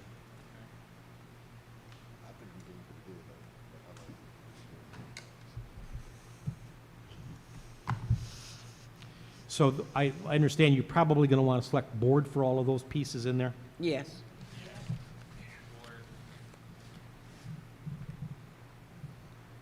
The next one could be, well, both, right? What's that? I'm sorry, I went on the restorative practices part. Yep. Could, in what case that could be both? Because say, let's say the expulsion Yep, into the it board. sure could be. Um, For suspensions, too. yeah, For shorter term suspension, you're so the supposed to board do and that. the superintendent could So you have that check same. both boxes in that case. Gotcha.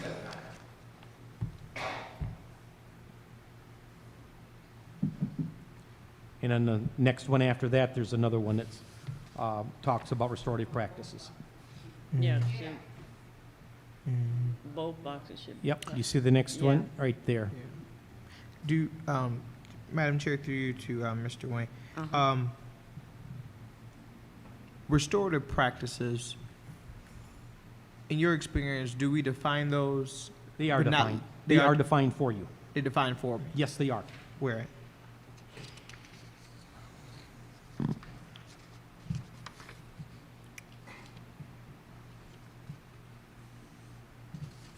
Let me look here. I know they're initiated someplace here. The restorative practices may include victim offender conferences that. So there are some things right there, A, B, C, D. You see what I'm looking at? Got you. This could be added on and divulged into the You could admin add guidelines? things. You can add things. That's the minimum. Okay, I just want, like, let's say the district has different restorative practice, Yep. not different, but, some. Those are the restorative things you practice. must consider, but you could add other things to do also to consider. Okay. So is this? Yes. The reason we're checking these is you'd missed an update in 2018, Right. and it was a replacement policy, I believe, at that point. So we really had to do the whole policy over. Right, I understand, that we're, trying to do the bare minimum, but I also think that this might be a place where we could add things of our Yep. own. You sure can. So maybe to get the board to think about it, this is the first reading, but to, like Trustee King said, really define restorative practices and what we see and seek and envision as a progressive district moving forward. I think this would be a great place to insert. Can you go up a little bit, or back a little bit, sorry, but, no, other way, yeah. So,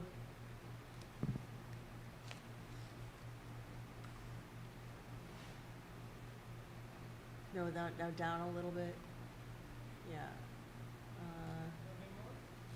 Hang on.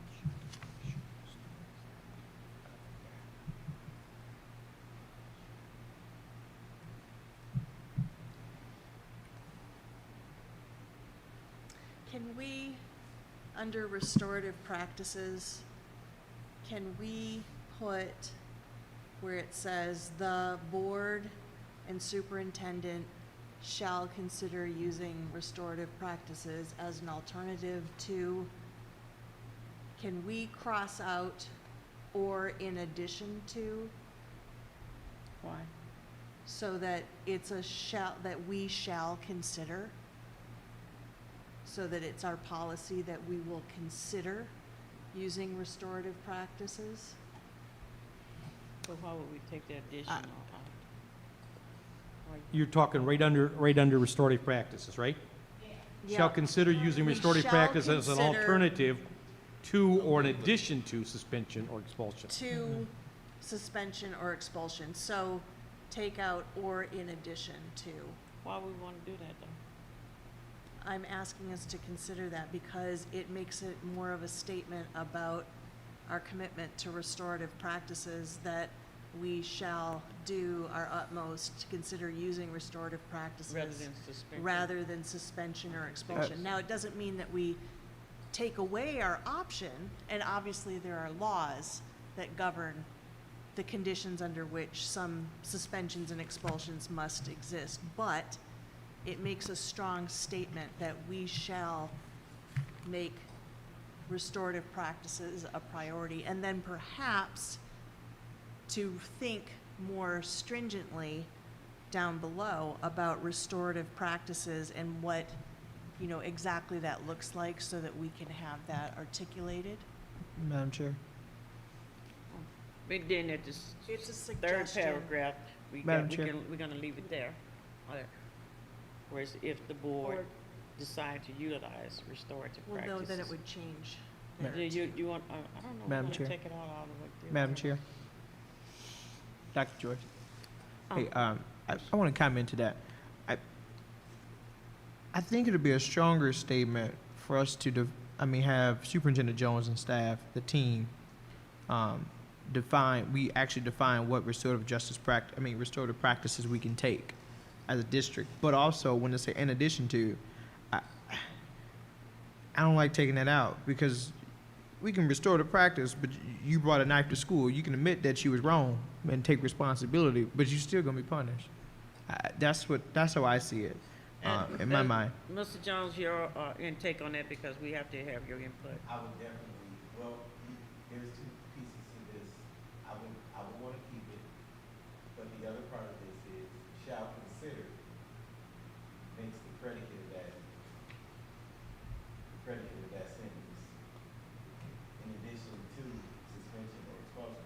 So the fact that we already have shall consider using restorative practices is a consideration.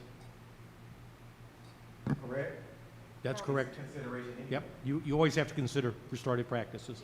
So it's a That's the way I read it, consideration yeah. Right, and so what I was saying is it makes it stronger anyway. Suspension or expulsion. about our commitment to restorative practices. Now, Yeah, because the inadvertent.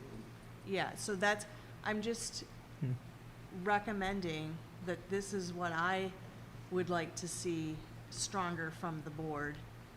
And I will fully accept if the rest of the board is not in agreement with it. But I think that if we talk about ending the school-to-prison pipeline and promoting restorative justice practices, that this is our opportunity to make our policies as Flint schools very clear about what we mean by restorative practices, and that it is our priority to our scholars. Now, it does not eliminate suspensions or expulsions. Like, we still have the laws to follow, and we still have the ability to, I want us to get away from the punitive, and, you know, in deed and in action. So, Speak. point taken. So, in addition, would also take into account for principals to not just suspend a kid, but to add restorative practices when the scholar comes back.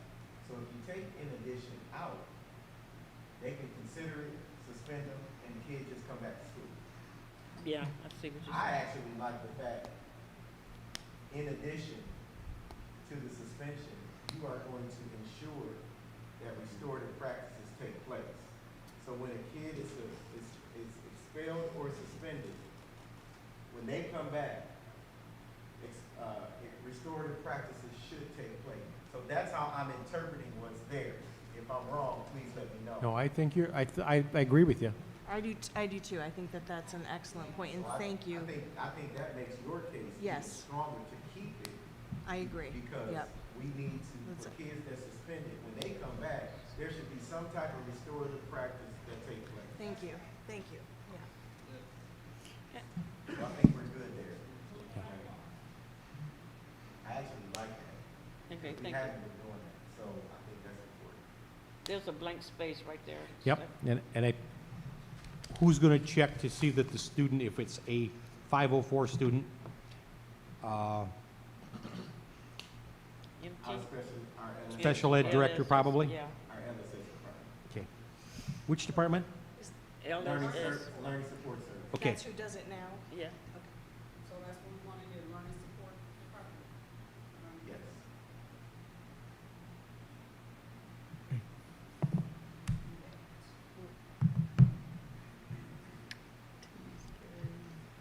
But I also think that the principal should be doing that as well. I mean, when, Could we, use Building two different, and yeah, normally, building administrator, I Yeah. think that should happen. Well, a lot of times, if it, if this is a 504 for disability, a lot of times if it's special ed, and they go over their number of days, it's usually special ed, so I think probably your learning support service is probably the right person in this one. so they is special, yeah. They have all the documents.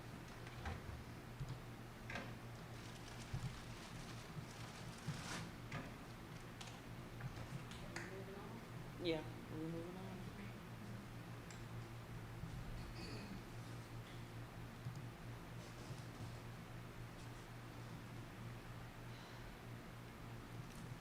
So I think you're gonna, I'll make a recommendation here that you put may instead of may not.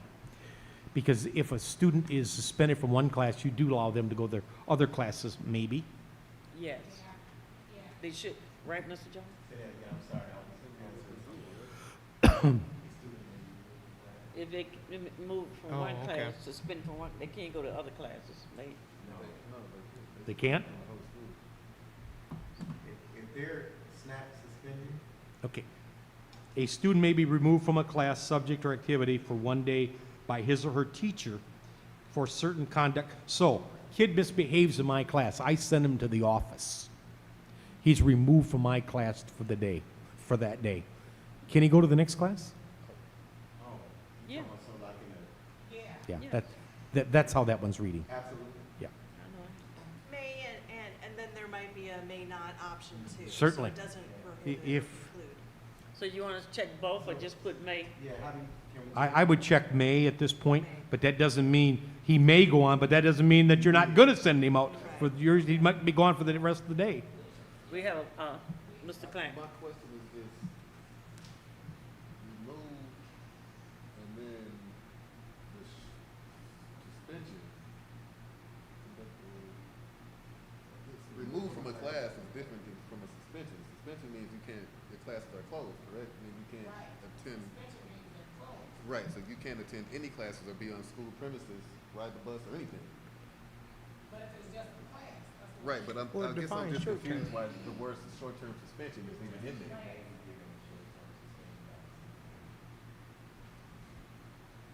See, I'm not too Am sure I reading wouldn't too put far principal into in it? there But instead of if we're superintendent looking at too. if I remove you, if I ask a student to leave my class, you can go to the next class, but if you're suspended, you can't get on the bus, you can't come to basketball games, you can't do any of Yeah. that. So it's just the wording that's got me confused in that It is, particular section. it is.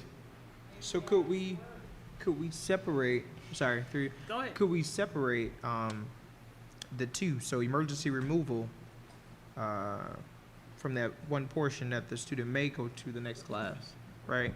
But then we, Period. Just put a period after code of conduct. where? I'm sorry, Right here, Just put a period after code of conduct and take all the rest of it out. Yep. code of conduct, where? I think you're to be okay with that. Yeah, and I will tell you, Superintendent Jones, I hate to see the superintendent there, because that's almost a principal's function, I would think, isn't it? Yeah, I don't know if can we take that out? Yep, you can. Okay, all right. Well, Lord, are you okay with that? I'm fine with it, yeah. Are we keeping the students so we may? Yeah, We just putting a period behind conduct. and Okay. everything else. The students so removed may be allowed to should, attend other then classes. are we Okay. taking off short-term suspension at the top, or we leaving that be? Uh-huh. Yes, sir. To my, in the heading, Oh, up there. emergency removal or short-term suspension right there? Are we taking that out, or? I think we should leave that out. Yeah, I think we should leave that. The only issue here is that it talks about emergency removal and short-term suspension, then it talks about long-term suspension or expulsion. Right. If you remove that short-term suspension from the previous one, what do you got as a rule for short-term suspension? So we leave the rest of it. I say we leave the heading, because when you read further, it gives you more information on the short term. Oh, student removed from class for more than 10 days will be entitled, okay, or less than 10, okay, From the same class. for 10 days. Okay. So, question, could we do the same class or classes? Or a class would just, can be considered as plural? Where you at? The first, a student Oh, okay. a student removed from the same class, do we do a plural or no? I can see situations to where, well, I guess there are situations out there where a teacher don't want to be in the class with a particular student. Could be for a few days, I don't know. I've never had one, but it doesn't mean that there isn't, that student caused such a disruption in Yeah. class, they don't want him back in that class for 3 or 4 days, maybe sits in the office, I don't know. Okay. Mr. Jones? Yes, sir. If a student is removed from a classroom for 10 days, for one, I think that's a classroom management thing with the teacher. But for two, 10 days is too long to not have a parent meeting with that teacher Oh, sure. and the parent about something. There's some type of disconnect between the student and the teacher, or the teacher and the student, where the teacher is putting that student out every time they lay eyes on, or every time they walk into that classroom. So Yeah. there should be something where Yeah. if you get, Could we add that? X amount of In our days. process of suspension and all, there's things we have to do anyway. Right. This is not really dealing with the process Okay. of how we're handling Oh, a Okay. suspension. Samantha Okay. More than it is giving us a leeway Okay. of how we can handle a. So this is just like maybe like kind of like worst case scenario umbrella. This big picture. Okay. oh, cool. wait, so, if I may, so your admin guidelines would clarify, well, dive deeper into what that look. Guidelines. Okay, If you haven't talked to a parent, yeah, you're not doing this. okay, Right. You're not got you. doing anything, Right. because you're not even following. The product. There's 7 factors that you have to follow anyway to determine the suspension. You Right. can Yeah. follow. Yeah. That's what confused me, because Gotcha. if we here, we ain't took none of the steps. Yeah. We just overall talking. Okay. But this is giving us leeway to Right. be able to handle Okay. it. Okay, we good. My fault. I'm sorry. Okay. But making sure I Okay, long-term suspension or expulsion, there's 3 options here, you need to choose one of those options. What is the one that you do? Well, you The know, first one. actually, we should involve in my opinion, the superintendent in our, option and suspension, but I don't think we really do. We just, the I mean, board Mr. make that Stewart, decision, huh? Mr. Stewart acts off He did the suspension. Yeah, superintendent, we're right? talking about, but they're talking about the So a superintendent here. long-term suspension, we have handled the long-term Okay. suspensions, but expulsions we bring to the. Two board. different, okay, all right, got you. So Thanks. I don't know, the superintendent may recommend to the board a long-term suspension or that a student be expelled. So we don't recommend to the board long-term suspensions. We recommend expulsions to the board. That's Okay. what we're currently doing. Long-term suspension's up to 59 days. We handle. We handle those. You handle that. That's what's currently happening in the district. Yeah. But expulsions go to the Board of Education. Yep.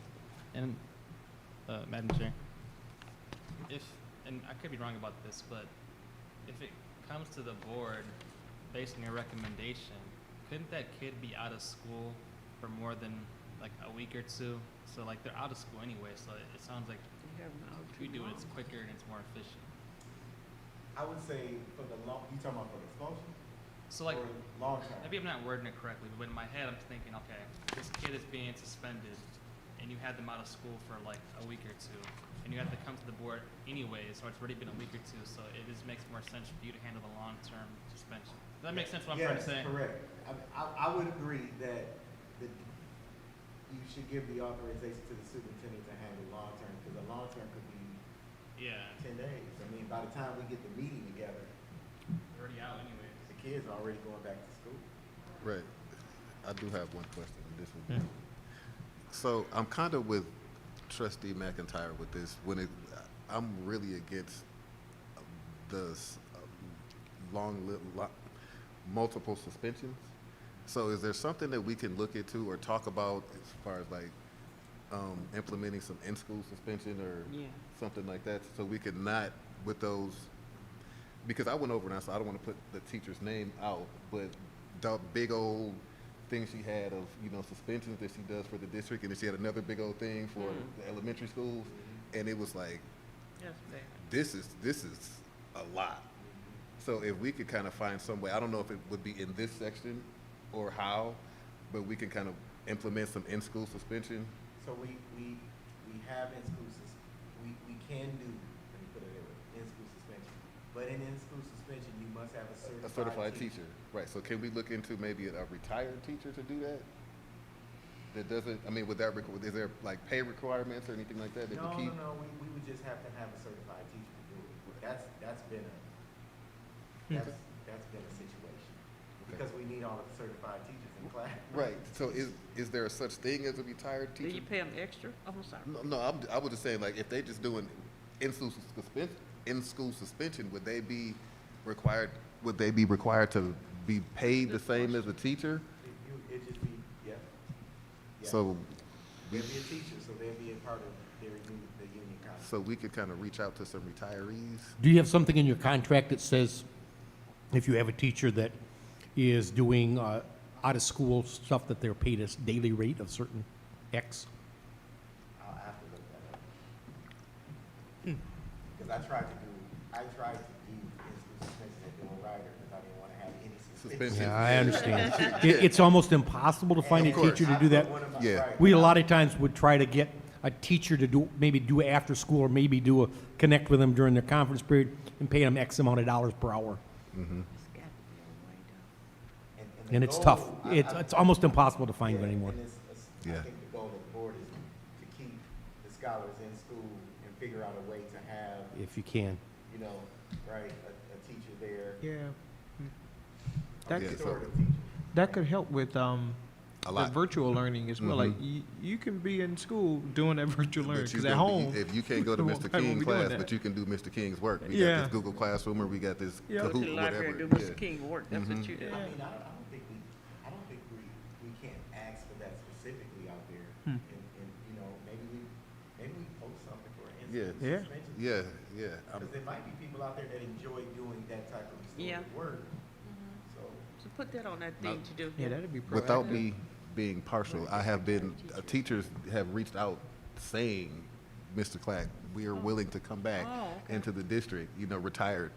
But my thing is, and this is just me, I don't want to say too much, but it's like, would I really want someone like my mom to be coming into the school district with, some of these kids have some respect issues, that aren't, and I'm saying, I know she could, but Yeah, I wouldn't want her high blood pressure to deal with it, or, it's things of that nature. So I'm We coulda thinking, had some classroom. I'm thinking something like, but I'm just thinking out loud. But I have been reached out to by former teachers that have been in the district by, or retired. but we can also look at where we place them. I mean, Right. we have that. I would love to latitude. see that, Right. Mr. Jones. We Let's at least we try have that that. latitude to say, We're not gonna put you over here. I'm not gonna put her in the gym class, right? Right. And she's, Right. I don't know, she might, at 80, so somebody might want to jump around in the gym. You never know, Right. Yeah. They might want to deal with some of that, but I hear what you're saying. Right. Okay. Okay? Sorry about that. I I was think we're just, getting sleep, but here we are. I gotta keep forgetting my son. It sounds like you're going to have to modify and make a fourth option of what you're actually doing for the long-term and expulsion. Because I don't see any of them. It sounds to me like, Superintendent, that you're doing the long-term suspensions and the board's doing the expulsions. And I don't read where any of those three options say that exactly. So you may have to rewrite one of those three, cross off those three options and write yourself an additional optional piece of what you actually do. The superintendent shall suspend students for long-term suspensions, and then put parentheses up to 59 days, and the board is responsible for all expulsions, or something like that. So when was this last revised, you were saying? This one is in 2020. You'd missed the 2000, 18, I think, 18 revision. is what you said. So we revised it in 2018? You didn't revise it, you missed it, you missed it. What- so Or what I'm saying is 2017. when did- Maybe it's 2017. When did Flint last revise this one? You said something like 2018, I think. 2012? I think, here's what I think took place. There was the policy 5610. Then there was what we call a replacement policy written, which means it was totally rewritten. And you missed that one.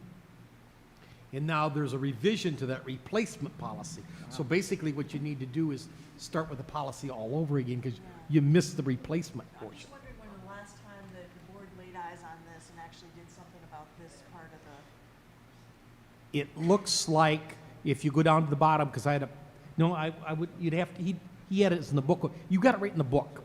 If you look at 5610 in your black book there that you have, Uh-huh. it would say at the bottom of it, 5610. 5610. It would say the last time that you did something with it. because Superintendent Jones is way before your time, but in 2015, we were in trouble as a district because we had 6,500,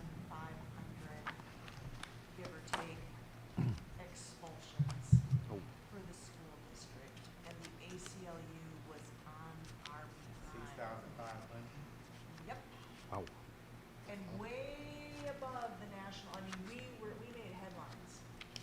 Like, and this was where students were expelled for wearing hoodies, eye rolling, you know, the heat was, so Superintendent, Tawab had a parent policy, like, to bring in restorative justice and have some stuff, but what I'm wondering is, like, we don't ever wanna go back to that, and it's not so much fun, that's one thing I have, like, utmost confidence in, because I was, like, working on this stuff back in 2015, I remember, like, we were this close to, like, being on TMZ and all that kind of, like, we were working really, really hard to Hit save on that one. do damage control. Hit save on And that so one. I'm just kinda, So what is your recommendation? What are you saying we should do? I'm just, Okay, now go, well, I think that this is now go going over in the right and hit- direction. I think that we're on track. I'm just trying to, like, keep in mind, you know, that we don't ever go back. go to your right as much as you can.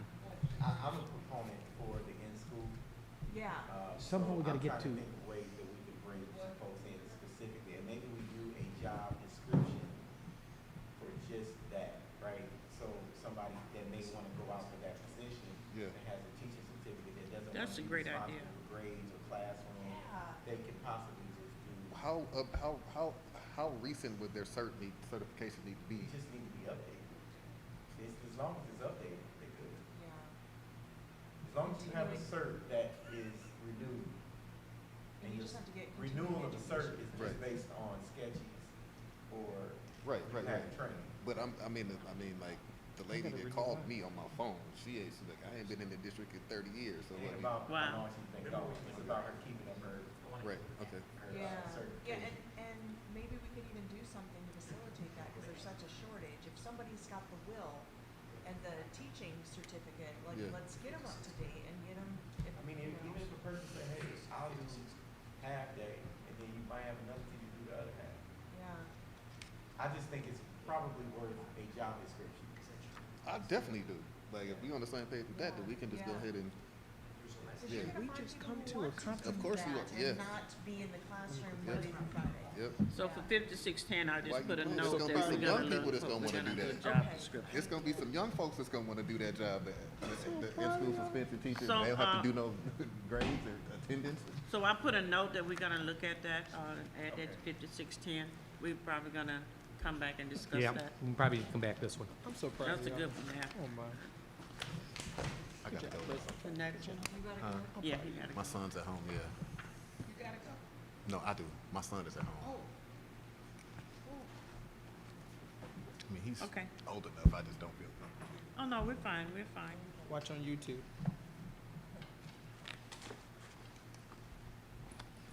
Okay, the next one, we're ready. Do we do that option 4? For, to explain our process, how we do expulsions in long term? I think we said we're gonna come up, what we're gonna do with that, we were satisfied with what we're gonna add. So what we're currently doing? I think we need to return to, I think you need to look at and write what you actually Yeah. do for long-term expulsions. Let's do that. Okay. Because I don't see where any of those three options work with what you're doing. You want- Who needs to write that, the board of? Next time you hearing this? Well, the one that we were just, the last one was on. 5610. Right, he told me to go out, he wanted to go back to the draft to see when the last time we redid that policy, which was 2017. So he said we need to rewrite, we need to write a 5610. We can get the language together. And give it to Wanna Pam. Bring it back Okay. next time. Yep, and put it in there. Okay. Yep, type it in there. Is that the next one? July the 10th is your next meeting, 5:30? We ain't leaving this, Yeah, I just wanna make sure. it's July 10th. It's 5:30? That's on the Saturday, I hope. Yeah. What day is that? That's a Monday, okay, that's good. Okay, all right. All right, We do have a couple of the boxes we need to fill in later on in this policy.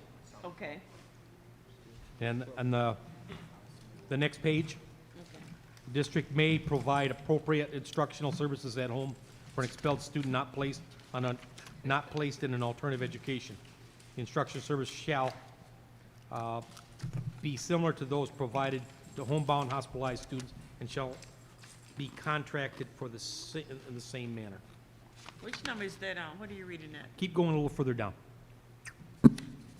Keep going down. Right there. Right.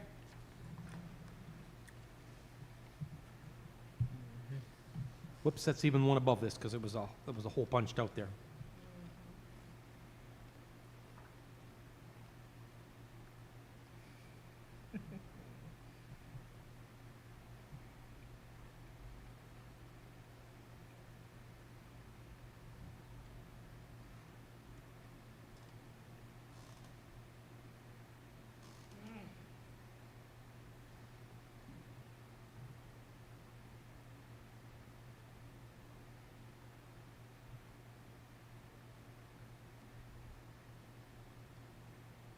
What do you think of that one before we, hold on.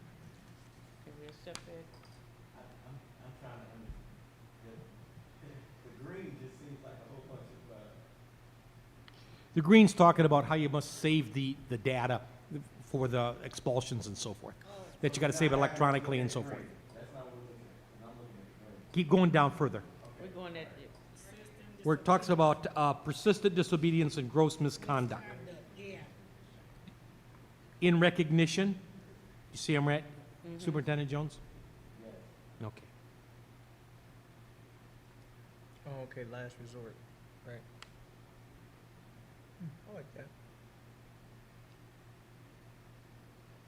So you're saying anything over 10 days is an expulsion? No. Anything over 10 days is long-term up to 59. Correct, that's what I'm, Yep. that's what I was about to question. In recognition of the negative impact of students.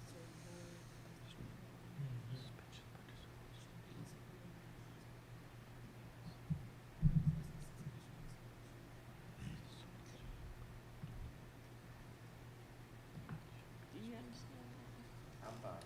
Yep, I would think you would be, so. So we keeping that one, do we have to put Yep, eggs I in would and think think you'd want about it? that. We keeping that one, Pam? Let's-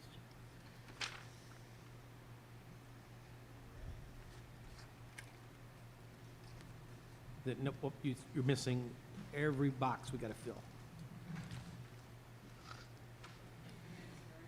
Oh, physical and verbal. That's Yeah. the one you want to accept, yep. And there's the next one. Those, yep. Yeah, that should be. We must made. not have saved that, was what we didn't do. What was the one that we just checked down? Hold on, she just said she gotta get that out of there. Yep.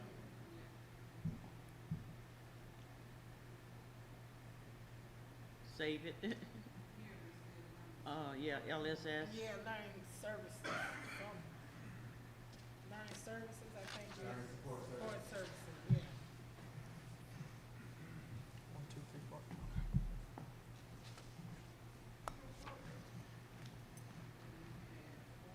Here you did Restorative practice, you did both board and superintendent?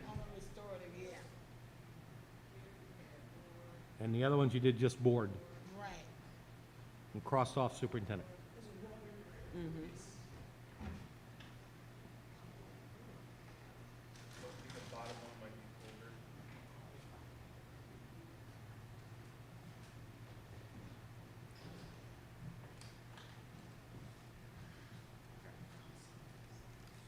Anybody want something from back here? No, I'm fine. No. We'll be gone in probably the next 30 minutes, since we started 30 minutes late. We'll leave at 8. Is the board satisfied with that? How long we're supposed to be here? 8:30? 8:30? Are we supposed to be here till 8:30? We don't have to. There's the next one. Weapon, who we talking? The district may provide appropriate instruction service at home for expelled students not placed. The instruction service provided. I think we should keep that box right there, Mr. Jones. Your thoughts? Doesn't say shall, it says may, so it gives you the option.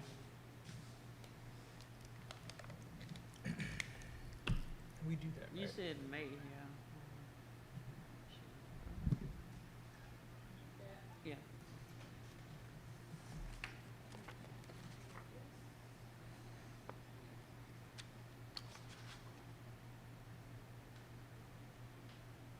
Mr. Fiscal.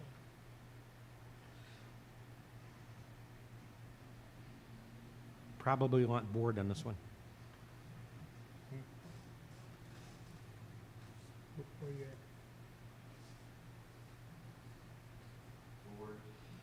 at? Oh, the rebuttal. Oh, okay. Yeah.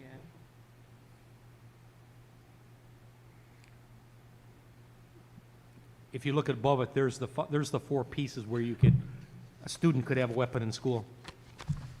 Object or instrument was not possessed for use as a weapon, or the direct or indirect delivery to another person. So we recommend expulsion. Yeah.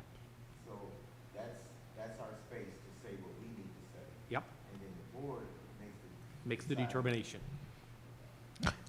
Excuse me. They'll usually let them say their side of the story, and the administration will say their side of the story, and then the board acts like the judge, or the jury, or whatever you want to call it, and makes the final decision on what can I be. have a question. The only thing I have a question about with that is, at the expulsion hearings, the board, those decisions never come here. It's just They three re- board members, I don't know how many. You know, when normally, because we can't bring it before the board, we make the decision, and then we, yeah, I think That's what I'm it's in our board, yeah, it's in our board pack, but we don't bring up none of what happened, none of that. Neither do we mention the student name, but, at the expulsion hearing, the board makes the final decision. The three of them. There's 3 of them. Okay. Quick question. Could we, and C, could we provide clarity of don't know? That's directly out of the law, I can tell you that. If I go right to the law, the MCL, that's exact language that's in it. Which one you took? I've used that one many times. I've had that one, the law right with me when I went to expulsion hearings. Well, if the evidence behind the student saying, I didn't know, shows that the student did know, then that's the board's. Yeah, I think it kind of more happens in the lower grades. Yeah, it depends on the evidence and how the board does the investigation. And sometimes we don't agree. What are you saying? What you getting at? What I'm getting at right here is, how do we define don't know? Yeah. Because, like I said, I could be, at 7 o'clock when I go to school, I have a knife in my purse. Not mine, but that knife in my pocket or something. I'm showing around to my friends throughout time. I finally get caught about it, and I simply say, I don't know. If you've been showing it to your friends, you knew. If all of a sudden someone thought they saw something in your pocket, you pulled it out, and goes, oh my gosh, I got But I'm this, saying, but how stuck do it back. how do we define it enough for it can't be misinterpreted to say, oh, you can just say they don't know? Well, what if people don't go by evidence? It's one of those things I think you've got to do is human judgment in that. Yeah, Human yeah. judgment. That's the only thing I can tell you. I know that the language for A, B, C, D is straight out of the law. But Mr. Wayne, one of the things that is troublesome for me, children are taught to obey their parents and adults. And a parent gives a child, his child, a weapon, which could be a pocket knife, and say, you use this if this person do anything to you or whatever, for protection. I was concerned about something. Then,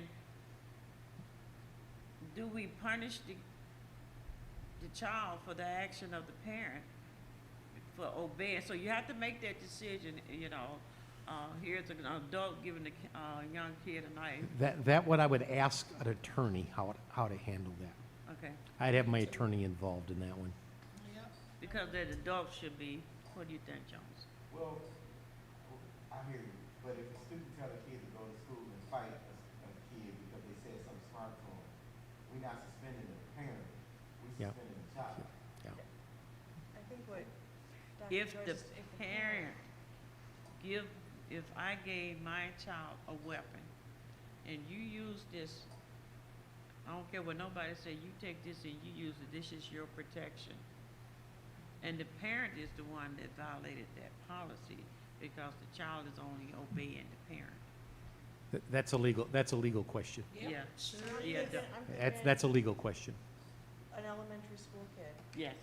a girl, whose parents give her a knife to protect herself because someone's touched her.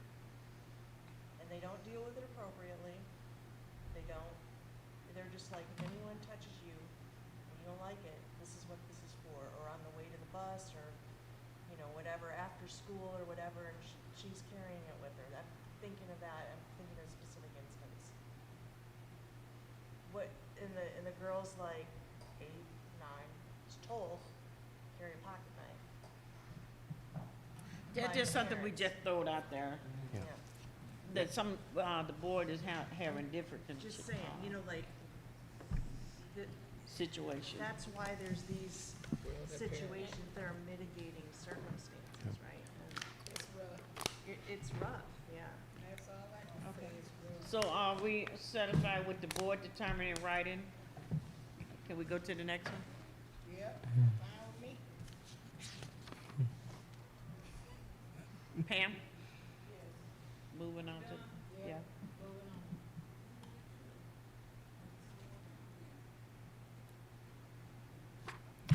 Have we missed something here or not? Where G is. At the bottom, it's a students. I'm getting one under, just above school discipline, Yep. Mhm. right above it, right, you got it right at the, there it is, there's two sets of parentheses right there.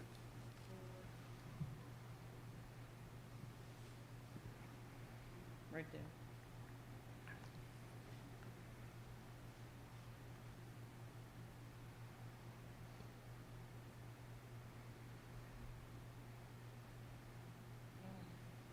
I think, Did we get involved in that part, Mr. Jones? I think the I first don't one. think we have had to do that yet, but, Well, but we follow the law so, okay. in these situations. That may- Okay, It's say other than though, right? Sure. Other than the dangerous weapon, that's the law part. Other than what's specified by the law. Yeah, the top one, the first sentence is the law, you have to. Right. Yep, But other you than, Don't have a choice there. other than, Yep. they can petition the board for reinstatement. I would like to have both of them. Yeah. I would like to select both of them, if the board pleases. Yeah, yeah, I like them both. Okay. I can see that. Yeah, I think that was it.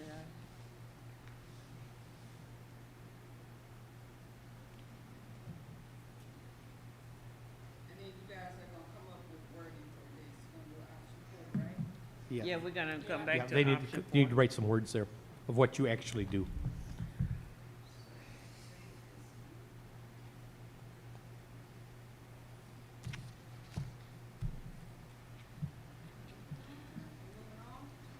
Under the next one, 5611, pretty simple. Basically, what they've added in there, that you must maintain all evidence, electronic and everything. If you got phone calls and things, if you got something recorded, you keep recordings and everything. Yeah. And that's law. Yep. All right. That's a yes. So we don't have to check anything? But on B, you do. You what?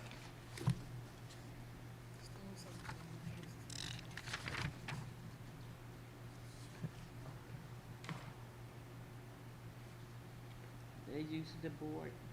We already do that. Where we at? Right here, student subject long-term suspension. Something gotta add there? We in due process, or? It's right here, the board nominee. You're supposed to click the board there. This had to have been one that was rewritten then. That, Oh, shit. Yeah, and just the board and take out superintendent. Subject to long term. Oh, we just did that? No, we did, but we no, might have. you did it under This is a 5610 under suspension, but you didn't do it under due process rights. Gotcha. Right here, you got, in pink, okay, they took that out. Yeah, they took that out. Yep. Can the board all agree that we wrap up at 8 o'clock? Yes. I can agree to that. Huh? Yes. I can agree to that. This is the last one in his packet, because I don't think you want the 8450.01, which is face mask policy. We on faculty security, No, right? I'm not, I'm confused here because that's not what I have. I would like to see that. It's not what's in my book. Okay. I didn't have all those We've parentheses been and talking stuff about in there. this facility security. We need to, I would like to pick back up with that with the whole board if possible. Yeah. Board that's 744. Yeah, want to pause there and pick up with the whole board at our next meeting. Because that's something we've been talking about and we need to address. Yep.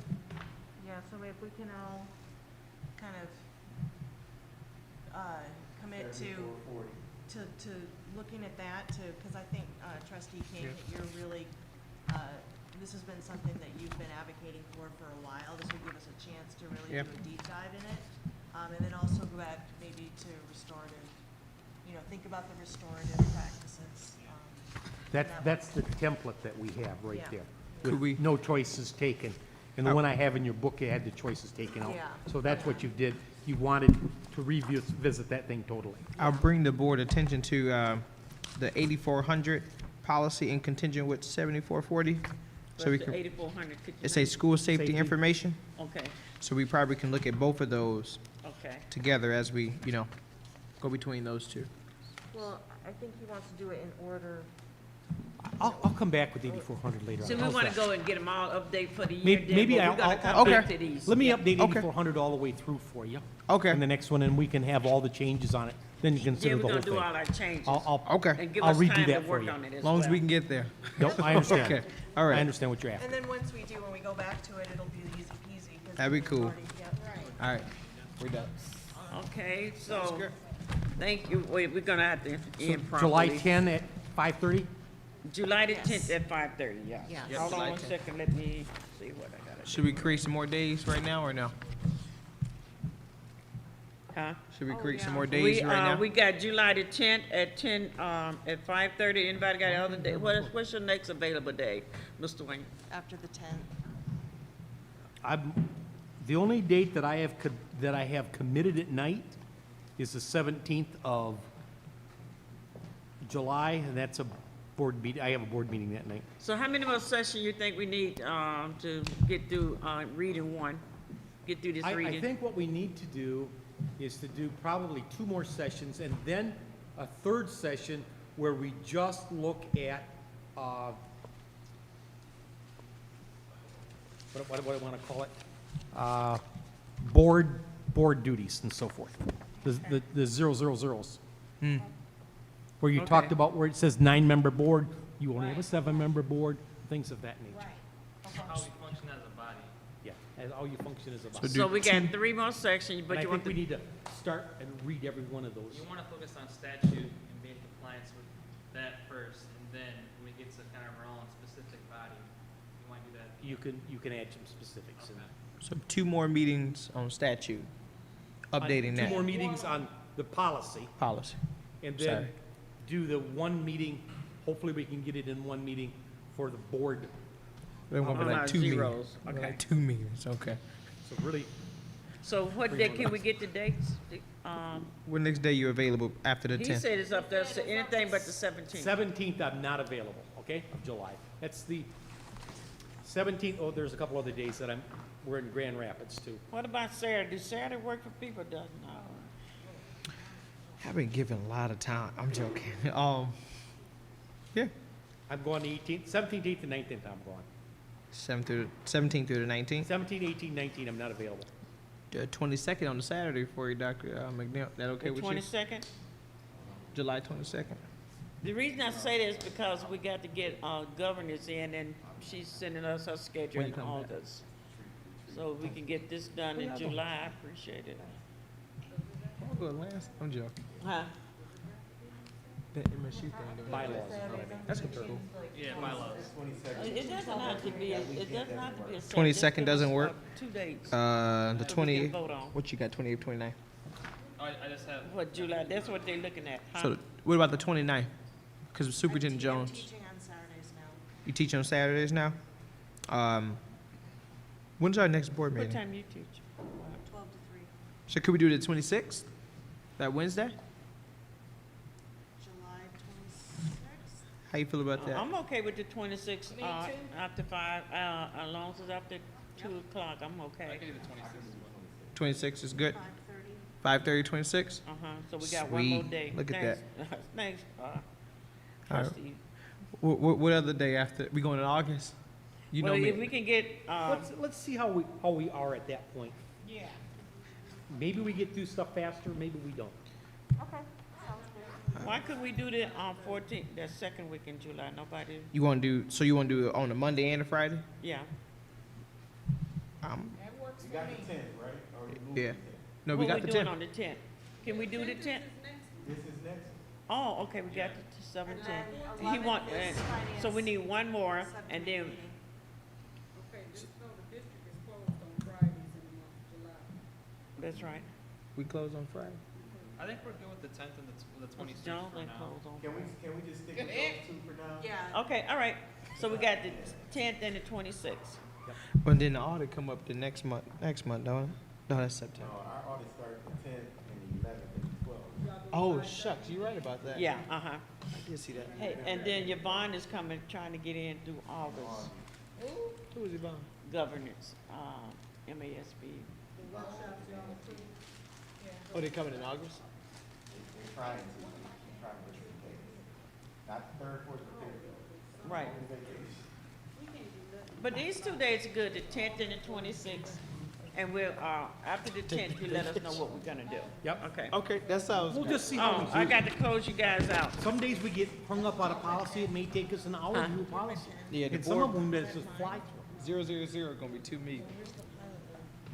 Tell you that. The 000 is I gonna wonder take is us. it way over there somewhere. You're gonna have to read those in advance. Afterwards, yeah. You're gonna have to read those in advance. Okay, I got the John properly. Okay, thank you, Mr. Murray. You are welcome. We have picked our date, July the 10th at 5:30 and July the 26th at 5:30. Seeing no further business, I declare the board workshop section adjourned. Amen.